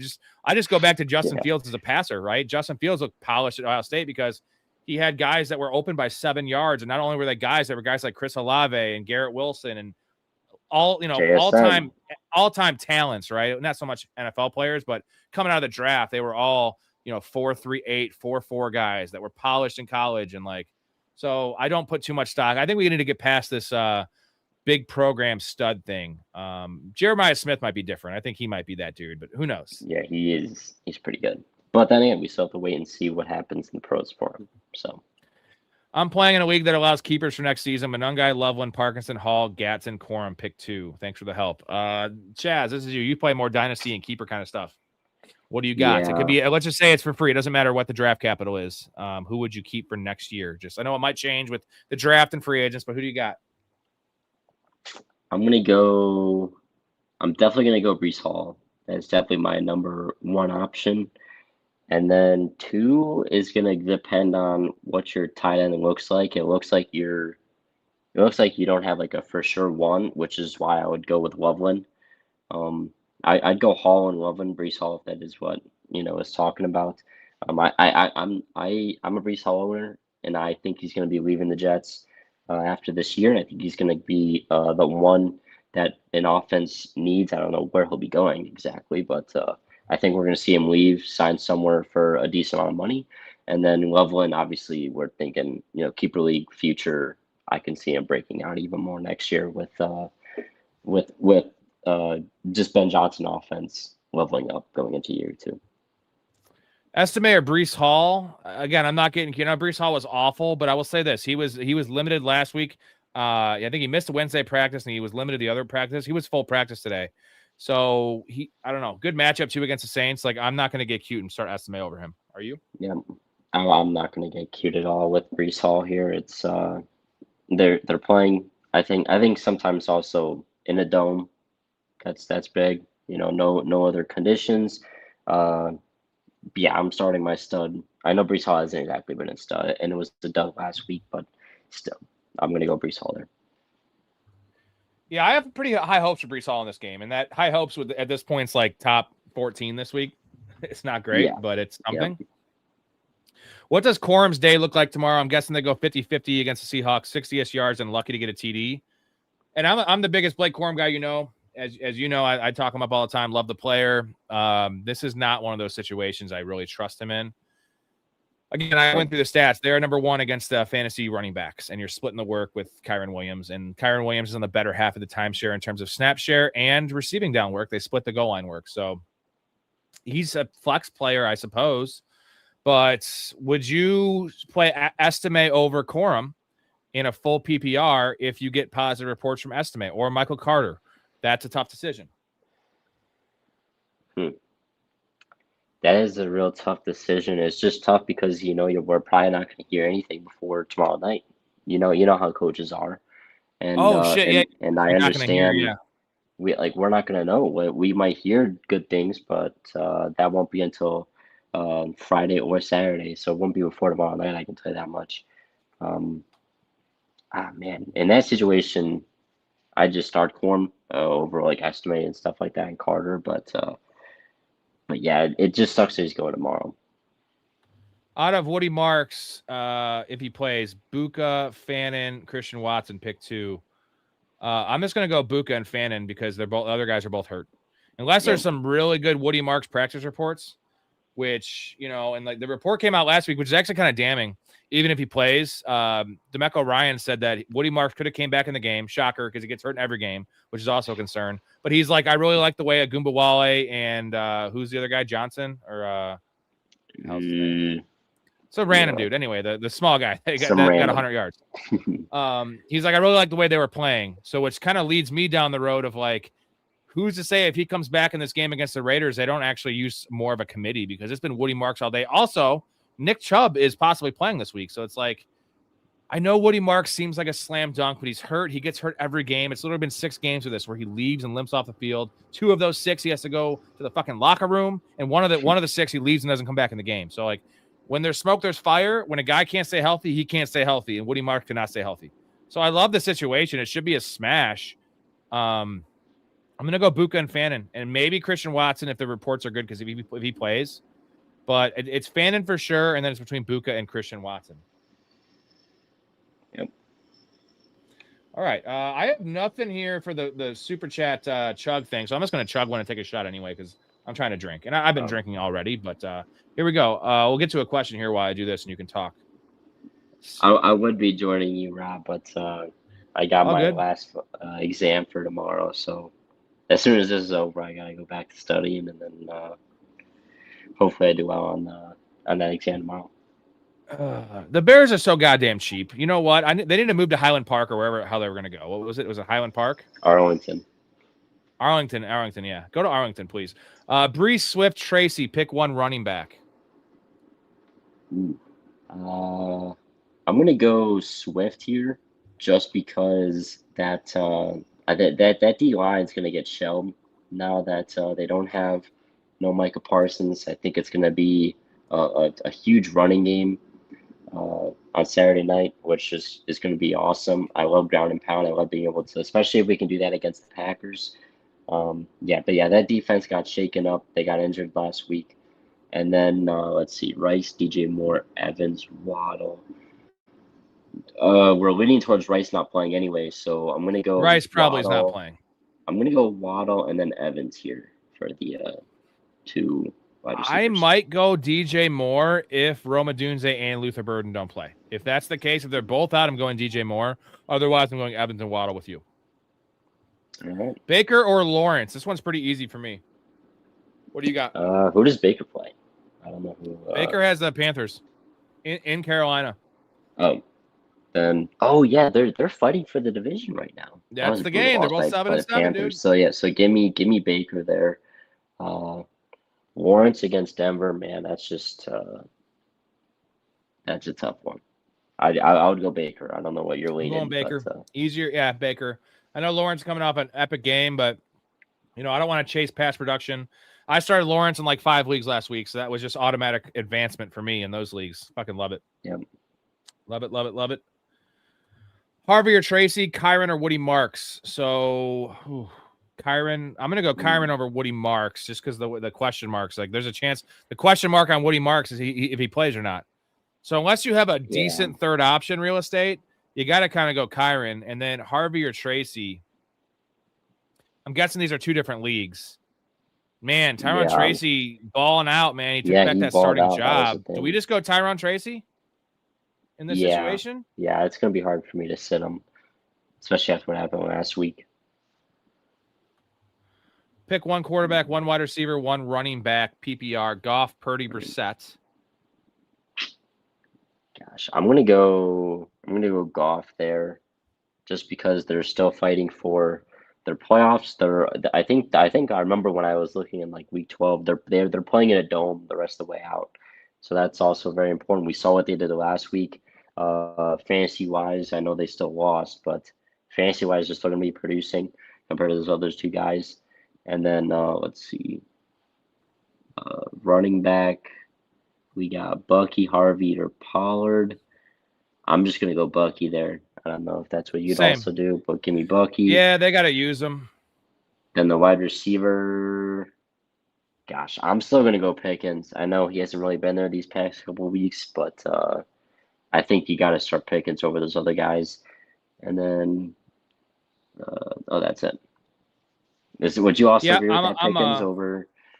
Yeah, I have to. I mean, his number in Vegas right now is 62.5 receiving yards, which is still higher than the other guys. I think Evans is right there with him. But, man, I feel like he got you here. He can't have another game like this. He's costing himself money every game. If he can finish the year strong, that will be forgotten. If he continues this bullshit, bro, like, I'm sorry. Like, I know that the Cowboys ain't paying him. They're not even going to franchise him maybe if that happens. Because then he's going to be more frustrated. So, Franklin or Pearsall. So Pearsall's probably not playing this week. It's crazy, dude. That guy, Pearsall's another one of these guys. I'm a big fan of Ricky Pearsall. Another one of these guys that just can't stay healthy. And he got rolled up on his first catch of the game in the first quarter, first drive of the game. Then he came back and then limped off the field. Then he came back and balled out 7 catches for 94 yards, 96 yards. But it's just, dude, it's his rookie year. He comes in right beyond the gunshot. He missed a lot of OTAs with a hamstring, so he had that. Take away the gunshot, comes back, gets banged up. This year, banged up in the early part of in OTAs again, whatever, starts the year, gets hurt, plays with injury, gets hurt again. Now he's hurt again. We're looking at 4 injuries, and he's played like 12 NFL games, and he's a wide receiver. He does play tough. He has some Puka Nacua in his game, but that's just not good. And the problem is he's not going to change his play style. So Troy Franklin, also, we have everyone's back healthy now. Pat Bryant's playing. I'm not trusting Troy Franklin. There's got to be better options, man. Hopefully, is AD Mitchell available in your league? Guy I talk about all the time. So, yeah, let us know. Let us know who your other options are. Also, you should check out the Discord. You can put your free agents and your whole wire up there for us, a picture, and we can all choose. It's way easier than doing it on the stream. We like answering questions too, but that's just also an easier way to go about it. ProfessionalFanatics.com to get in the Discord. Pick 3, half PPR. Jamar Chase, Michael Wilson, Zay Flowers, DK Metcalf, Jaden Reed. So Jamar Chase, Michael Wilson, Zay Flowers. I think it's the top 3. Or DK. Or you can go DK over Zay Flowers. Yeah, against Detroit. That's a good matchup. Let's see. Yeah, I want to see who's those last 2. I would base my decision off of matchup. So you got New England's going to be playing in that. New England against Baltimore, so that's kind of a tough one. Yeah, I would go Metcalf there instead of Zay Flowers. 300 million on the stadium projections. You know the problem is they might not want to pay 300,000 because they're cheap assholes. That's for sure. I hate that. I hate it. Post gave me a super chat. So I want to read his question. Tracy, Judkins, or Hampton? Tracy, Judkins, or Hampton. What's the scoring post? If it's full PPR, I'm tempted just to go Tracy.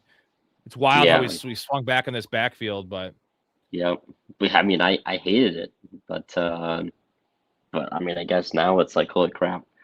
Yeah, just I would go Tracy there, and then Dak or Dart. What are you looking at here? I'm going Dak. Again, this is very scoring related. So if it's 4 for a passing touchdown, give me Jackson Dart over Dak. If it's 6 for a passing touchdown, I'm taking Dak. If it's full PPR, I'm taking Tracy. If it's standard, I'm taking Judkins. Like, I know Judkins has been awful, but like Samson, our boy Samson is probably out again. I want to talk to Samson. Climb her to the moon like that bitch Alice Kramer. We also have hey, man, I got to start 2 at the flex. Aaron Jones, Tet, RJ Harvey, Pittman, Jacoby Myers. So Tet is questionable. God, Pittman, that's a rough one. Jacoby Myers, we were talking about the worries that Patrick Surtain shadows him. So this is really tough. Aaron Jones has no upside at all. He's got a nice floor of 10 points. So I think it's Harvey if he's healthy.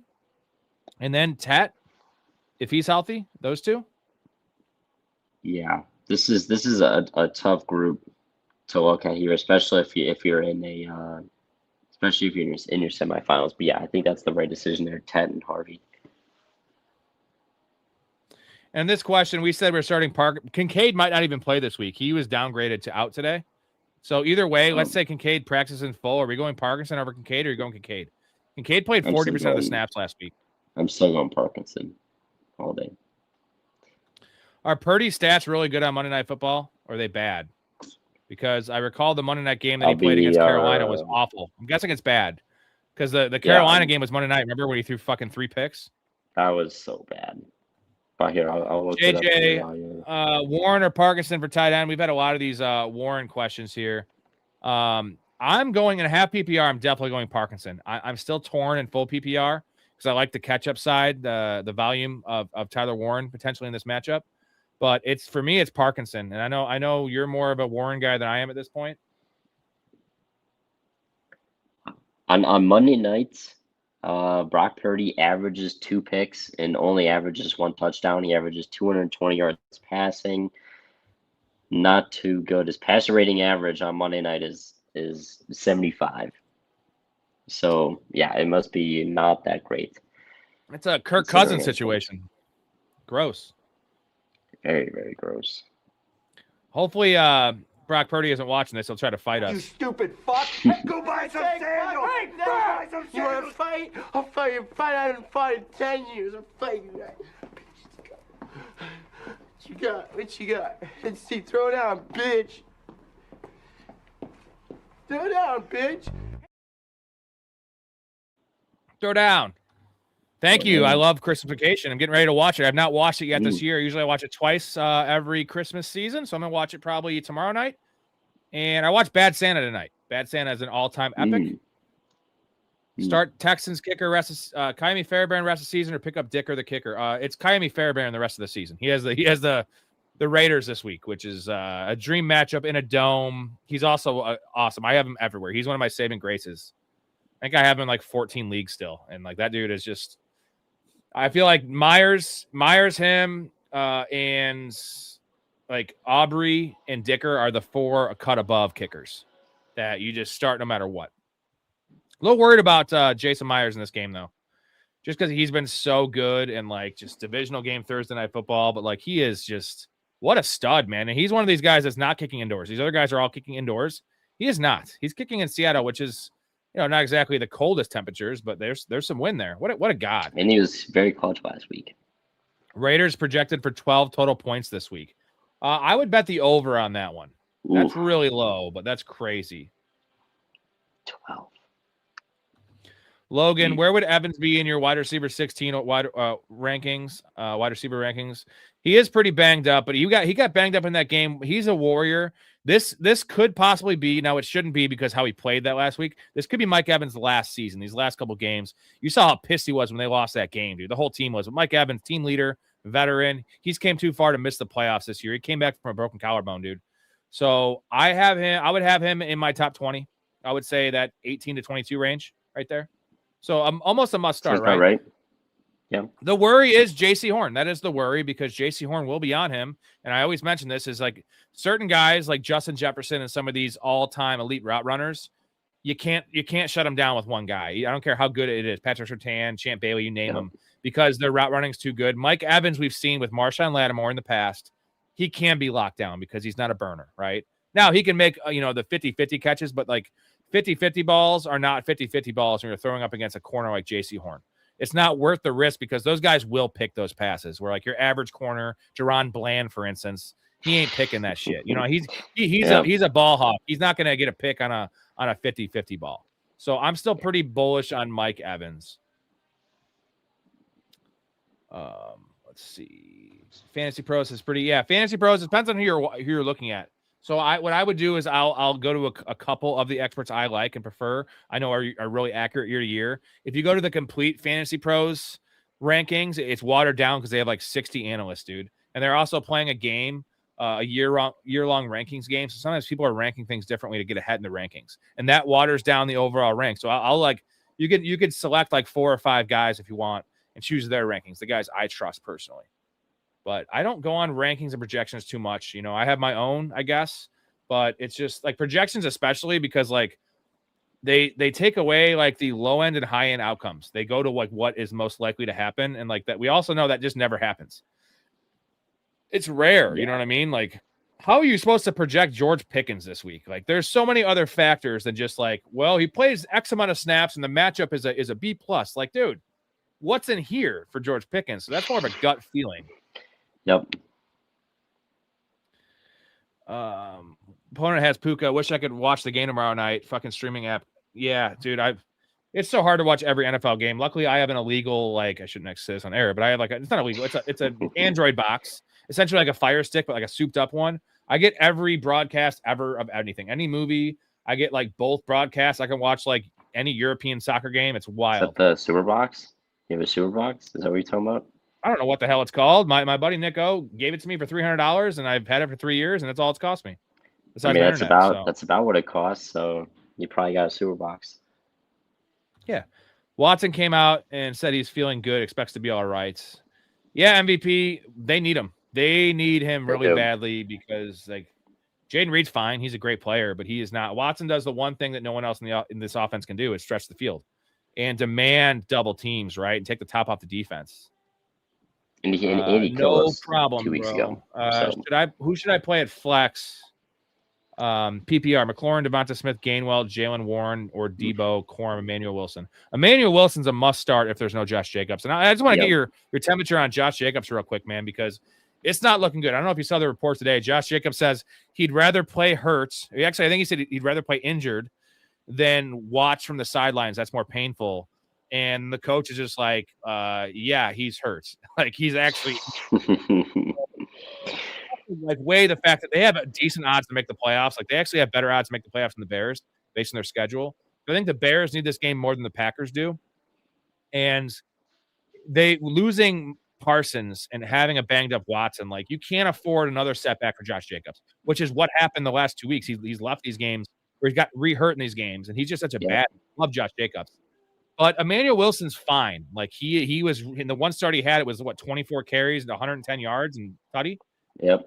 Well, it was really good. Wrong. But what do you think the odds that Josh Jacobs plays in this game? Let's start there. Gosh, I'd go. He's gonna fight for himself in this, so I'm gonna say at least 40%. But realistically, he probably shouldn't start.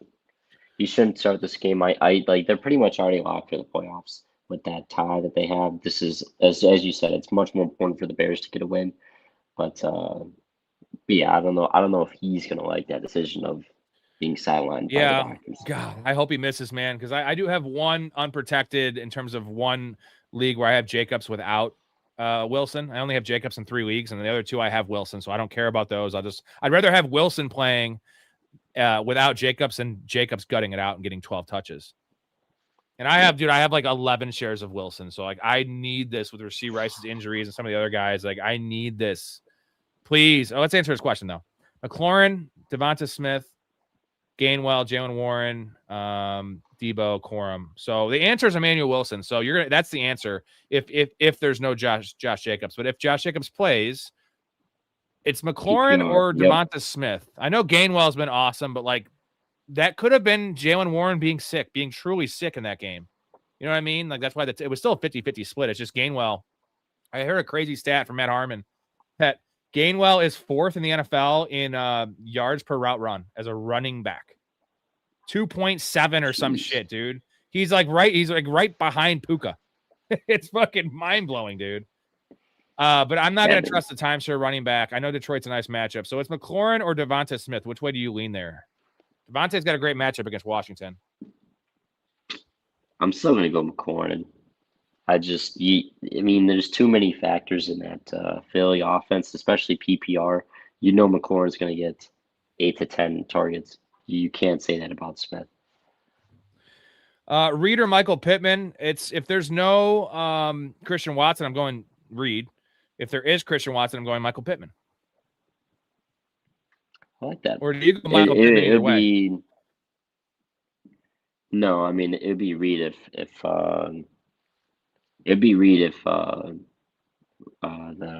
it's just tough starting Michael Pittman with Rivers there, but it is what it is with that situation.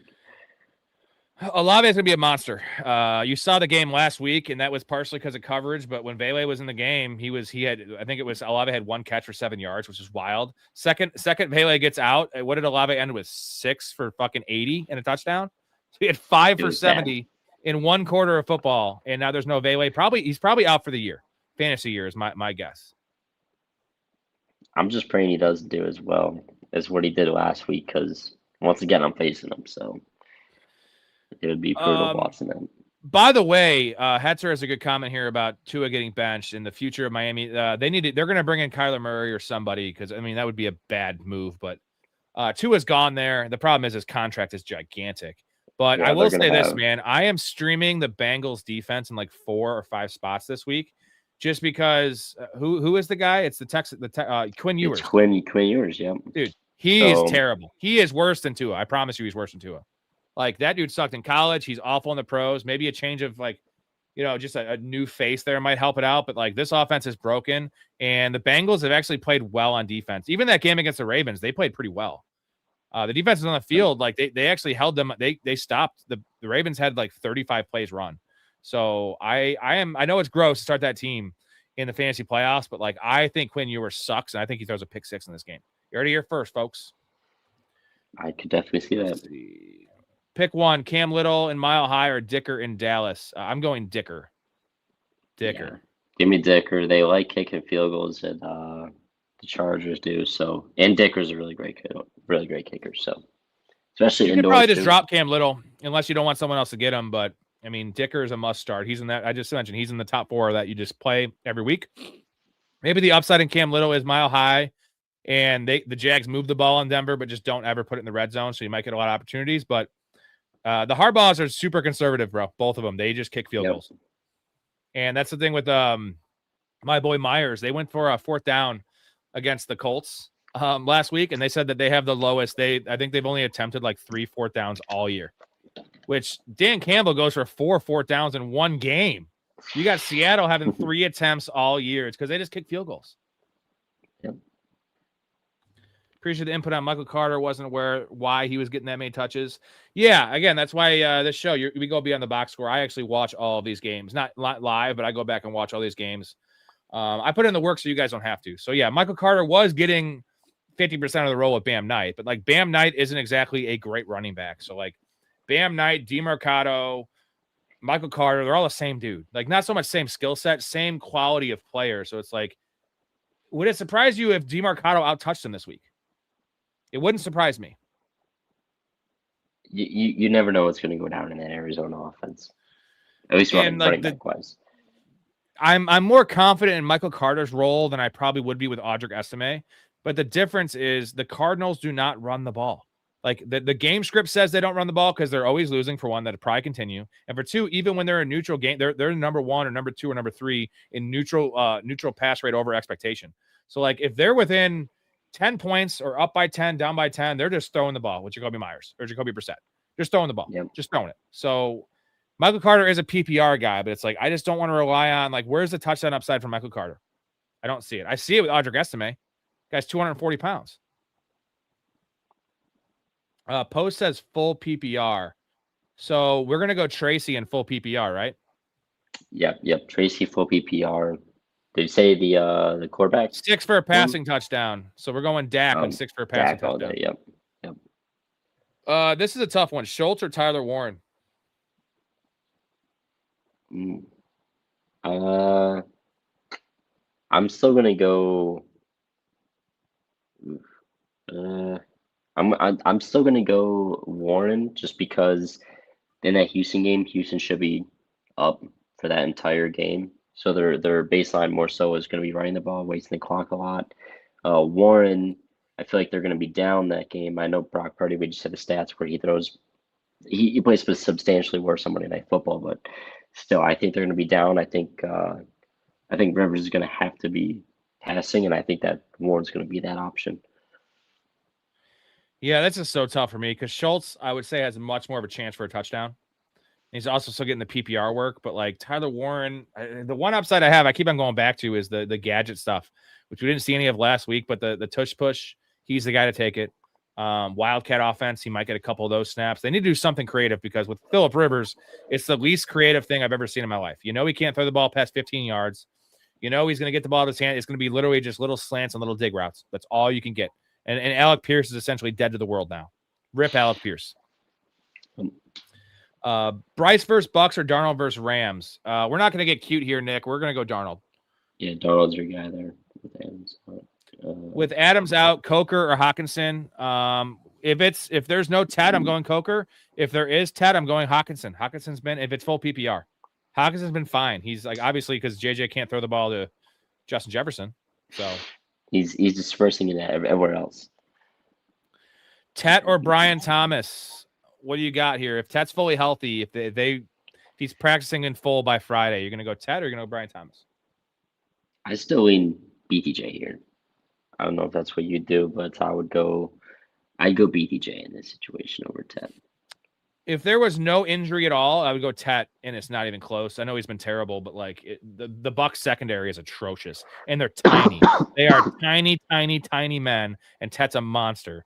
So it's Tet for me, unless it's like a very questionable injury, where it's like we don't know what snap share is going to be. If they say he's going to gut it out, I'm going Brian Thomas. If it's ringing endorsement, like he's healthy and this was a maintenance day, then I'm gonna go Ted. I want to go with the upside. Bucks secondary is so bad. I'm just scared. How do you think Detroit? Right. How do you think Detroit versus Pittsburgh shakes out Sunday? What do you think, Chaz? I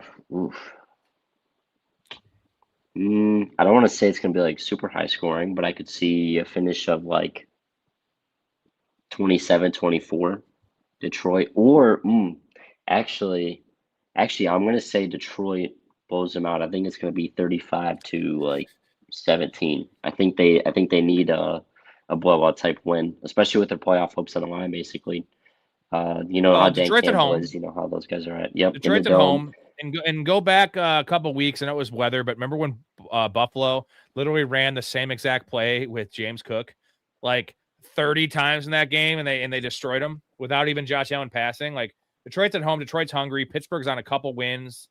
I know Pittsburgh needs this game, not as much as Detroit. Detroit needs this game. They're dead. I'm going to go Detroit by 14 at the least. Yep. Let's see. Currently have the Vikings defense who plays the Giants. Would you drop Titans versus Chiefs? No Mahomes. Bengals versus Dolphins. I did this change, actually. I had the Vikings, and I swapped them for the Bengals, man. I know it's gross. They're projected 3 points. Like, again, projections are stupid. Like, I'm going Bengals here. Yeah, I mean, Ewers is making one of his first starts in the NFL, so it'll be tough. No, we're not starting Estime over Genty. That's not. There's a 30% chance Estime blows by his point total if he gets the job. There's a lot of ifs in this. Genty is safe for 10 or 12 points. Like even he has been, whatever, it's been 7 or 8. He's getting 3-4 catches. He's getting 30 yards rushing. He's getting the opportunity. He's getting the snaps. Tough matchup. He's been bad. They're bad. I don't care. It's Ashton Genty. I hate him. He's terrible. But any worries with Javonte? I'm not worried because he was limited today. If he had missed practice today, I'd be more worried. But I'm rolling Javonte out there. You agree? Yep. I wouldn't be worried as much as what this guy seems to be worried. The VC box. that's Make what sure he's you talking pick about. up Malik Davis, though. Pick up Malik Davis, just so you know, in case he does miss. Malik Davis saw a lot of snaps. And also, Hunter Lupke is the fullback guy they play. The reason that Javonte even came back in this game is because that dude got a concussion. They're like, we need Javonte. And they might have set him out for the whole game. So that would be Malik Davis with a large snap share. Yeah, VC box is what I have. Yeah, Coker is a plug-and-play option if there is no now, I know there's a lot of people that still are Xavier Legette guys. I don't mind Xavier Legette, but it's Jalen Coker over Legette.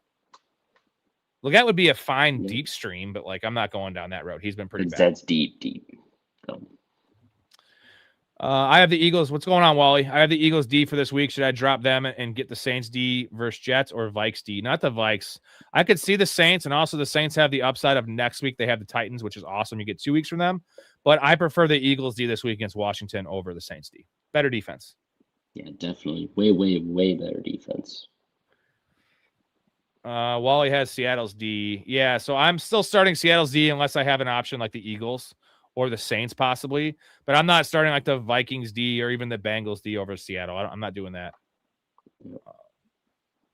Hetzer, yeah, they do have a decent the Lions have a decent run defense, but Gainwell gets most of his points out of dump downs, which is fine. But yeah, he's not a must start. I'm not chasing the production he's had the last couple weeks. By the way, Aaron Rodgers fucking loves Kenneth Gainwell. I was reading a report that like he told him when they signed him, they're like, he couldn't believe he was available. He's like, I'm going to get you paid. That was like Aaron Rodgers' quote. You know, if Aaron Rodgers loves a guy, like if he hates you, you're off the team, you're cut. If he loves you, you're best friends with him and he hooks you up hardcore. Like think of Alan Lazard. For some reason, he loved Alan Lazard. Purdy or Burrow? 5 for a passing touchdown. I'm gonna go Burrow here. I know he played like trash last game, but 5-point passing touchdown, you can't really pass that up, especially against the Dolphins. It's probably Burrow they're for just me. Gonna have the ball the most of the time anyway. Just with Kevin Ewers, yeah. And also, if T. Higgins comes back, it's definitely Burrow. That's not even a discussion. Burrow would be a top 3 quarterback for me. Dowdle or Hampton in PPR? I'm anxious to hear your take on Dowdle here. Dowdle or Hampton? Oof. I'm going to go Hampton here just because of that banged up Dallas defense with Quinnen being down. He's probably going to – is he going to miss this week for sure? Do we know what's going down there? Who's that? Quinnen Williams. I think he's missing, yeah, which is a nice boost there. I would be leaning Hampton here just because of that. And we also saw they really couldn't stop the run last week either. So what's going on, GT? It's Fairbairn. Fairbairn's a must start. This matchup, he's a must start the rest of the year. This should be a good spot for Ibuka MVP. I'll say this. Emeka Ibuka right now on DraftKings, 44.5 receiving yards. That's pretty fucking low. So I think Ibuka's production where you could really hit this week is a touchdown. I don't expect the volume to be there. Obviously, he's splitting with a lot of guys. They have, Chris Godwin. Evans is back. I think Kate Otten might come back. Jalen McMillan is back there too, getting some big plays. So Ibuka needs to have a touchdown to make your week, I would say, because 44.5 is not a ringing endorsement for Vegas. They're not projecting a lot there. Yep. If Marks is out, Jawar Johnson flexible in PPR versus Vegas. I was going to pick up Carter or Jordan on waivers. I would go Carter over Jordan. As much as I was ripping on Michael Carter, it's about Nick Chubb. So if Nick Chubb plays, then you're going to have Daria Gumbawale, Nick Chubb, and Jawar Jordan. Jawar Jordan's 185 pounds. So like he was the first 100-yard rusher they had all year, by the way, Chaz, which is wild. I'm not trusting it. Like we don't know who they're going. I know Michael Carter's gonna have the passing down role. I know that regardless of DeMarcado. I don't know Jawar's role. So this is Michael Carter. And then grab Estime as well. Other Estime question. Estime Chuba Hubbard or Jordan Mason? Full PPR.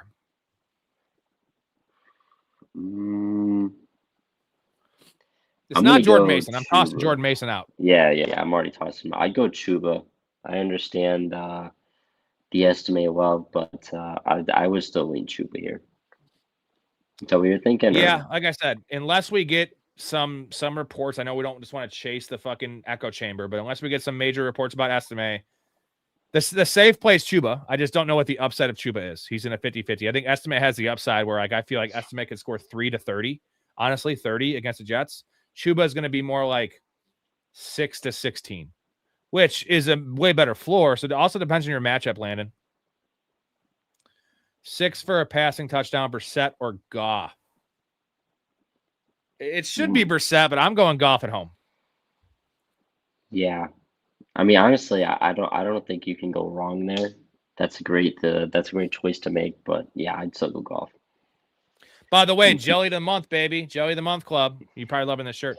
Jefferson's having an off year. Even when he gets targets, he drops passes. What's in his head now, too? He's definitely pressing. He dropped that open. This is what you call a worst case scenario because he stayed healthy. And the word I want to use, it's snowball. This has been a snowball effect from the quarterback to the player to even Kevin O'Connell, where I think he's trying too hard. And I heard the stat. This is the most wild stat in the world.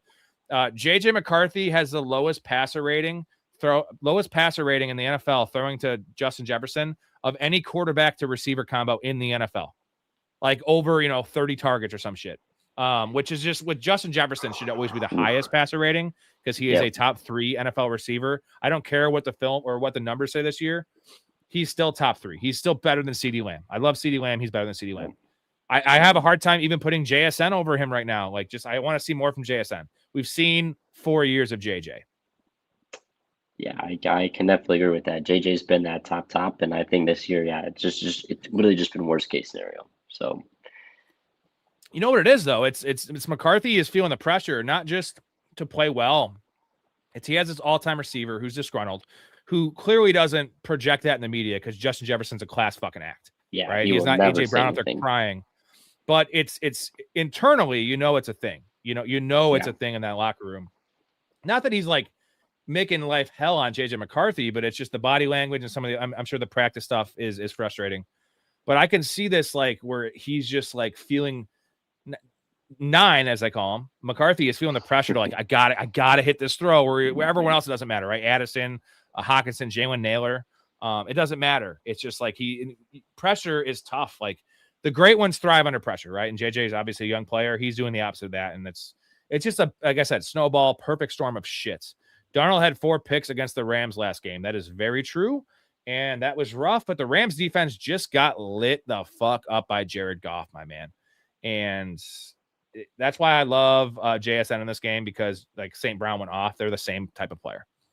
Same routes, same alignments. Almost the exact same player. So I don't mind Darnold against the Rams. I don't mind that just because of what I just said about Jared Goff, man.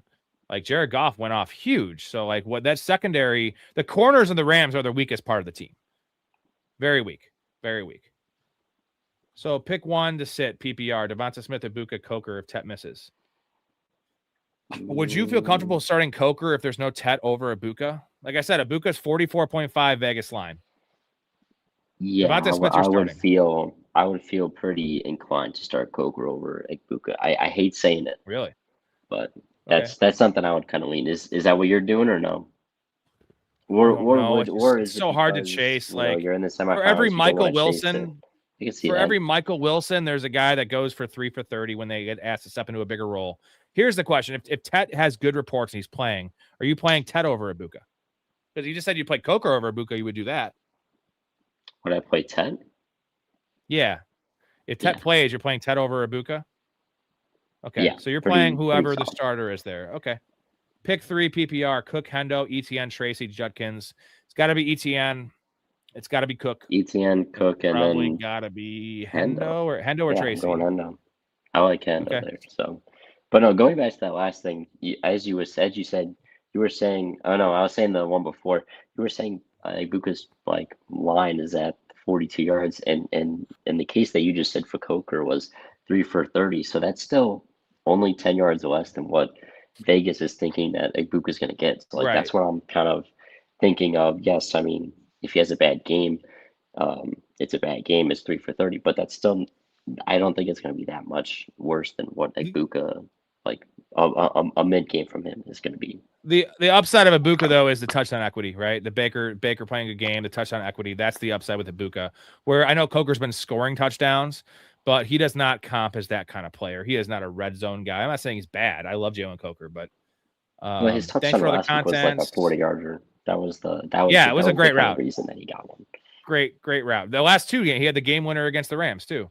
The last two touchdowns have been kind of not fluky, but just really good routes. And like Bryce Young doesn't always hit those throws. Let's be honest. Yeah, definitely. Bobby, thanks for all the great content. Should I start Loveland over Parkinson? Also, Olave or Carter in the flex? Olave is a must start. That's easy money. Easy. And then I think it's also easy for Parkinson. I love Loveland, but I think with Adams being most likely out, I'm still going to go Parkinson. Here's the upside with Loveland. The problem is that Parkinson plays Thursday. You're not going to know this, but Cole Kmet might be out, which is going to open up. Loveland's a 54% snap share player. He would rise up to 70% of the snaps if there's no Kmet. Also, you have a banged up Luther Burden, and you have Rome Odunze, who's most definitely out this game. So if you have no Burden, no Odunze, no Kmet, I think I would go Loveland. But the problem is if you bench Parkinson and he gets you 13, 14s on your bench, you're forced to start Loveland. Let's say Kmet plays. Let's say that one of Rome or Luther Burden plays. Now I would have wished I started Parkinson. So let's wait for the reports on Thursday, tomorrow, Bobby, and see what's going on. Like I said, Parkinson is the play unless we're certain that two of those three guys are missing for Chicago. GT, I'm not into betting kickers and parlays. There's too much variance there. Luck. So all luck in that situation. Yeah, we need Emmanuel Wilson this week. We all need Emmanuel Wilson. Let's pray for Emmanuel Wilson to be the starter. Dicker, Fairbairn, or Pinheiro? It's really close between Dicker or Fairbairn. Pinheiro can be thrown out of there. Yeah, Pinheiro sucks. Who are you choosing? I'm gonna go Fairbairn. Just because they lean on their defense so much, and then also their defense is going to be getting stopped. So they're not going to really be taking that many risks, if anything, this week. There's no reason to, especially when the matchup is better for Fairbairn. Points. Yep. Like how much are the Raiders going to possess the goddamn ball? I mean, someone already said they're projected 12 points. Like it's fucking crazy. That's 4 kicks. So yeah, I could see Fairbairn getting a lot this week. Yeah, we don't know Kmet, the extent of the injury yet. He's not ruled out or anything. So I feel like the one I'm very confident that's not playing would be Rome Odunze. He's the one I'm more confident in missing. The pride of Holy Cross, Jalen Coker. Small school. We got Big Ray in the hizzy. What's going on, Big Ray? Logan, start 2. Hendo, Rome, Aaron Jones, Brees, Evans. Rome is out of there. You could probably drop him. I mean, maybe not drop him, but I wouldn't feel comfortable starting him next week if he comes back next week. If he gets ruled out this week, you drop Rome. Hendo is must start. Yep, Hendo easy. Now I'm going to go Evans. And then probably Hendo and Evans. Yeah, I do like Brees, but I'm not going to fuck with Brees over Evans. Yeah, I mean, I like Brees, but yeah, I mean, especially if this is a PPR situation, easily Evans. I would play Ibuka personally, and if Tet's out, I would play Ibuka. You said you would play Coker though. Yeah, I would play Smith and Coker. Rob would do Smith and Ibuka. But that's if Tet sits.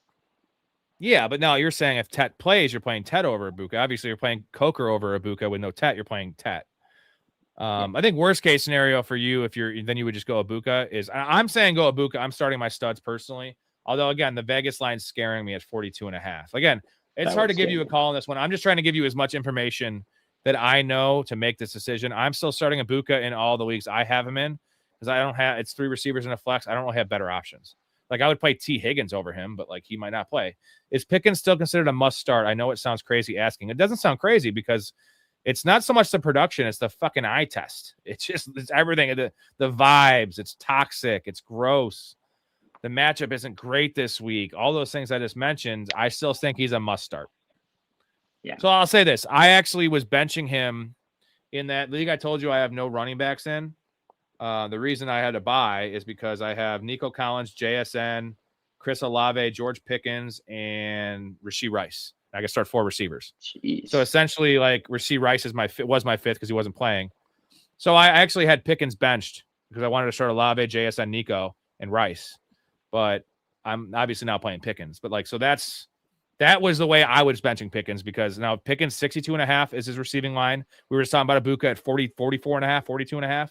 So like 62.5 is still like profiles as just yardage wise as a top, 16 receiver, top 14 receiver. That's a high number. It's not a super high number, but like in mid 60s is pretty high. And like, he's still a must start in my mind, unless you're talking about like a 10-team league with no flex spot. Okay, you can bench him, but 12-team league with a flex spot where you can start 4 receivers in PPR.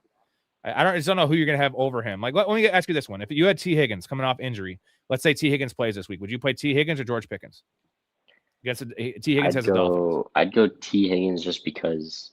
I mean, I think it's gonna be like a 35, 37 minute type of like ball possession for the Bengals side. I think the Bengals are just gonna easily win that. So yeah, I'd go T. Higgins there.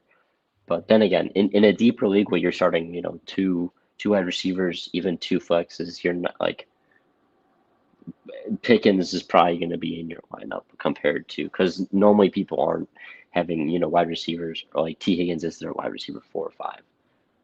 Yeah, we're going Burrow over Goff. We already established that one, especially if T. Higgins plays, but I think it's Burrow.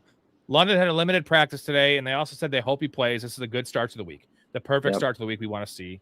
Let's go Puka tomorrow. Hopefully he goes nuclear even with the double teams. I have 0 Puka shares, and I'm against Puka in a lot of leagues, so I disagree with you, Logan. But we're not in control of this shit, so we're just going to have to watch it play out, right? Yep. I mean, I want Stafford to throw for like 350 and 4 touchdowns. That would be on my wish list. Should we be worried about CeeDee Lamb? He's questionable now. I did not see that. He missed practice. Great. Oh, it was an illness. It's an illness. No, it's Wednesday illness. Illness, it's not. Yeah, I'm not worried about that. No. All right, we're caught up to the questions. We'll answer a few more, guys. I'm going to play a clip while we wait, just because I have to play this clip every single show. It's in my contract.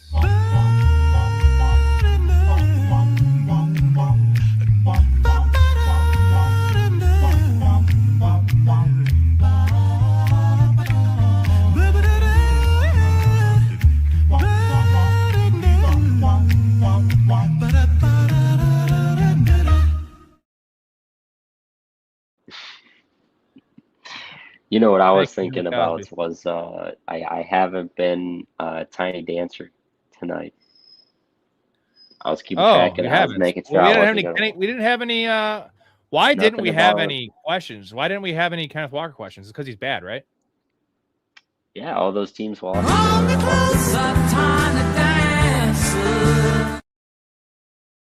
Shouldn't have said anything, bro. Shouldn't have said anything. I was talking about it, and then I just did it to myself. Thank you, Michael, for the kind words, man. Also, if you guys are not in the Discord, I know Michael just got in there. Get in there. Go to the Patreon. Sign up. Support your boys here. And I've been on 120 straight days. 120 out of 121 days. I did the math. And this is a short show. 2 hours is a short show for me.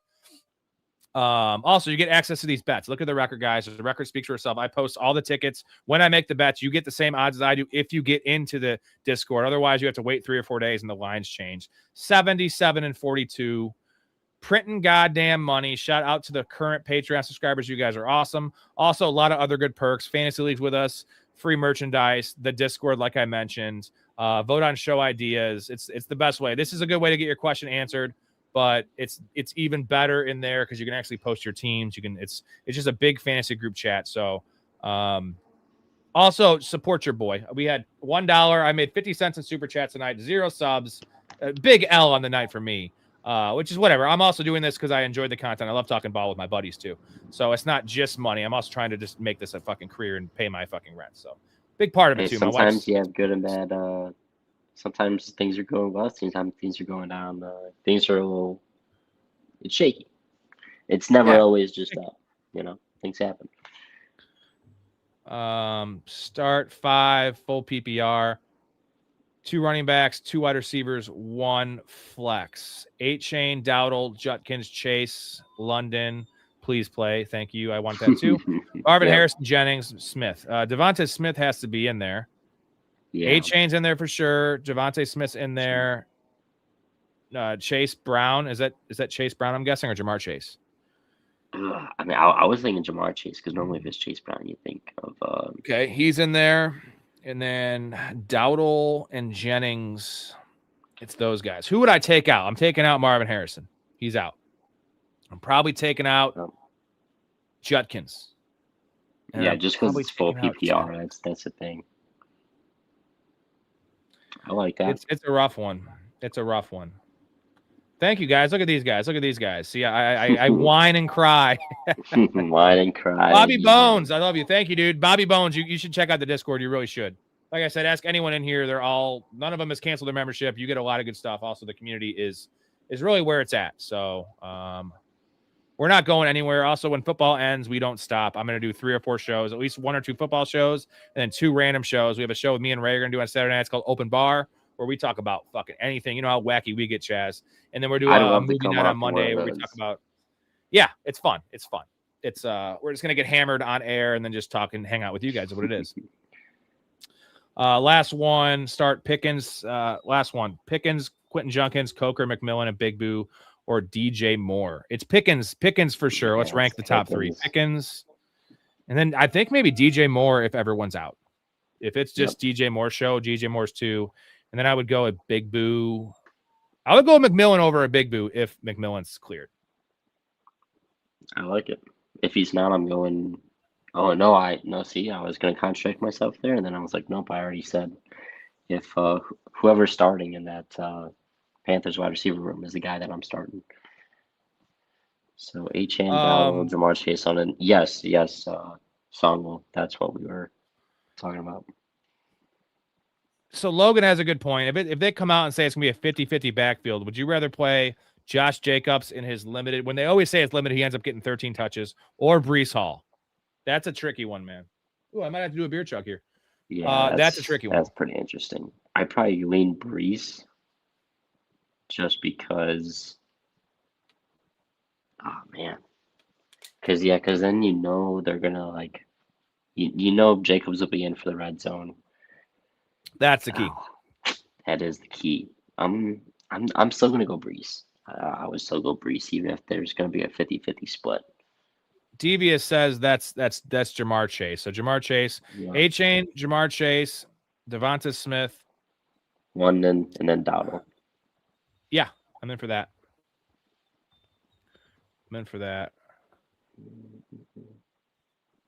So Achane, Dowdle, Jamar Chase, London, and Devonta Smith is your answer. Yeah. Chaz plus Sutton, BJ. Ooh. These people like this one. It's a good one. Where is it at? Here it is.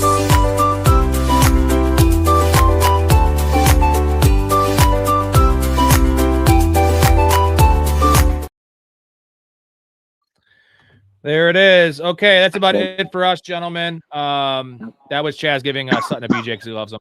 All right, everyone. Appreciate you, Chaz. Bobby, thanks for that super. If you want to check out, go to professionalfanatics.com. Check out all the details. A lot of different tiers in there to get in the Discord. Also, just to become a member of the community. Anyone else that's interested, go to the website. Link in the description as well for the website or the Patreon. Anyone that signs up tonight, I'm going to hit you guys up tonight with the invite on email. So, all right, my dog's crying over here. I got to get to my dog. And Chaz, thank you so much, man. I'm excited for week 16, man. And we'll be on next week with fantasy championship stuff. Hopefully we're all right. Thanks, guys. You're awesome. Stay positive, love your life, and respect each other. Signing off. We'll see you tomorrow. Post game. We'll do 10:45 for the Thursday Night Football recap. We're out of here. Later.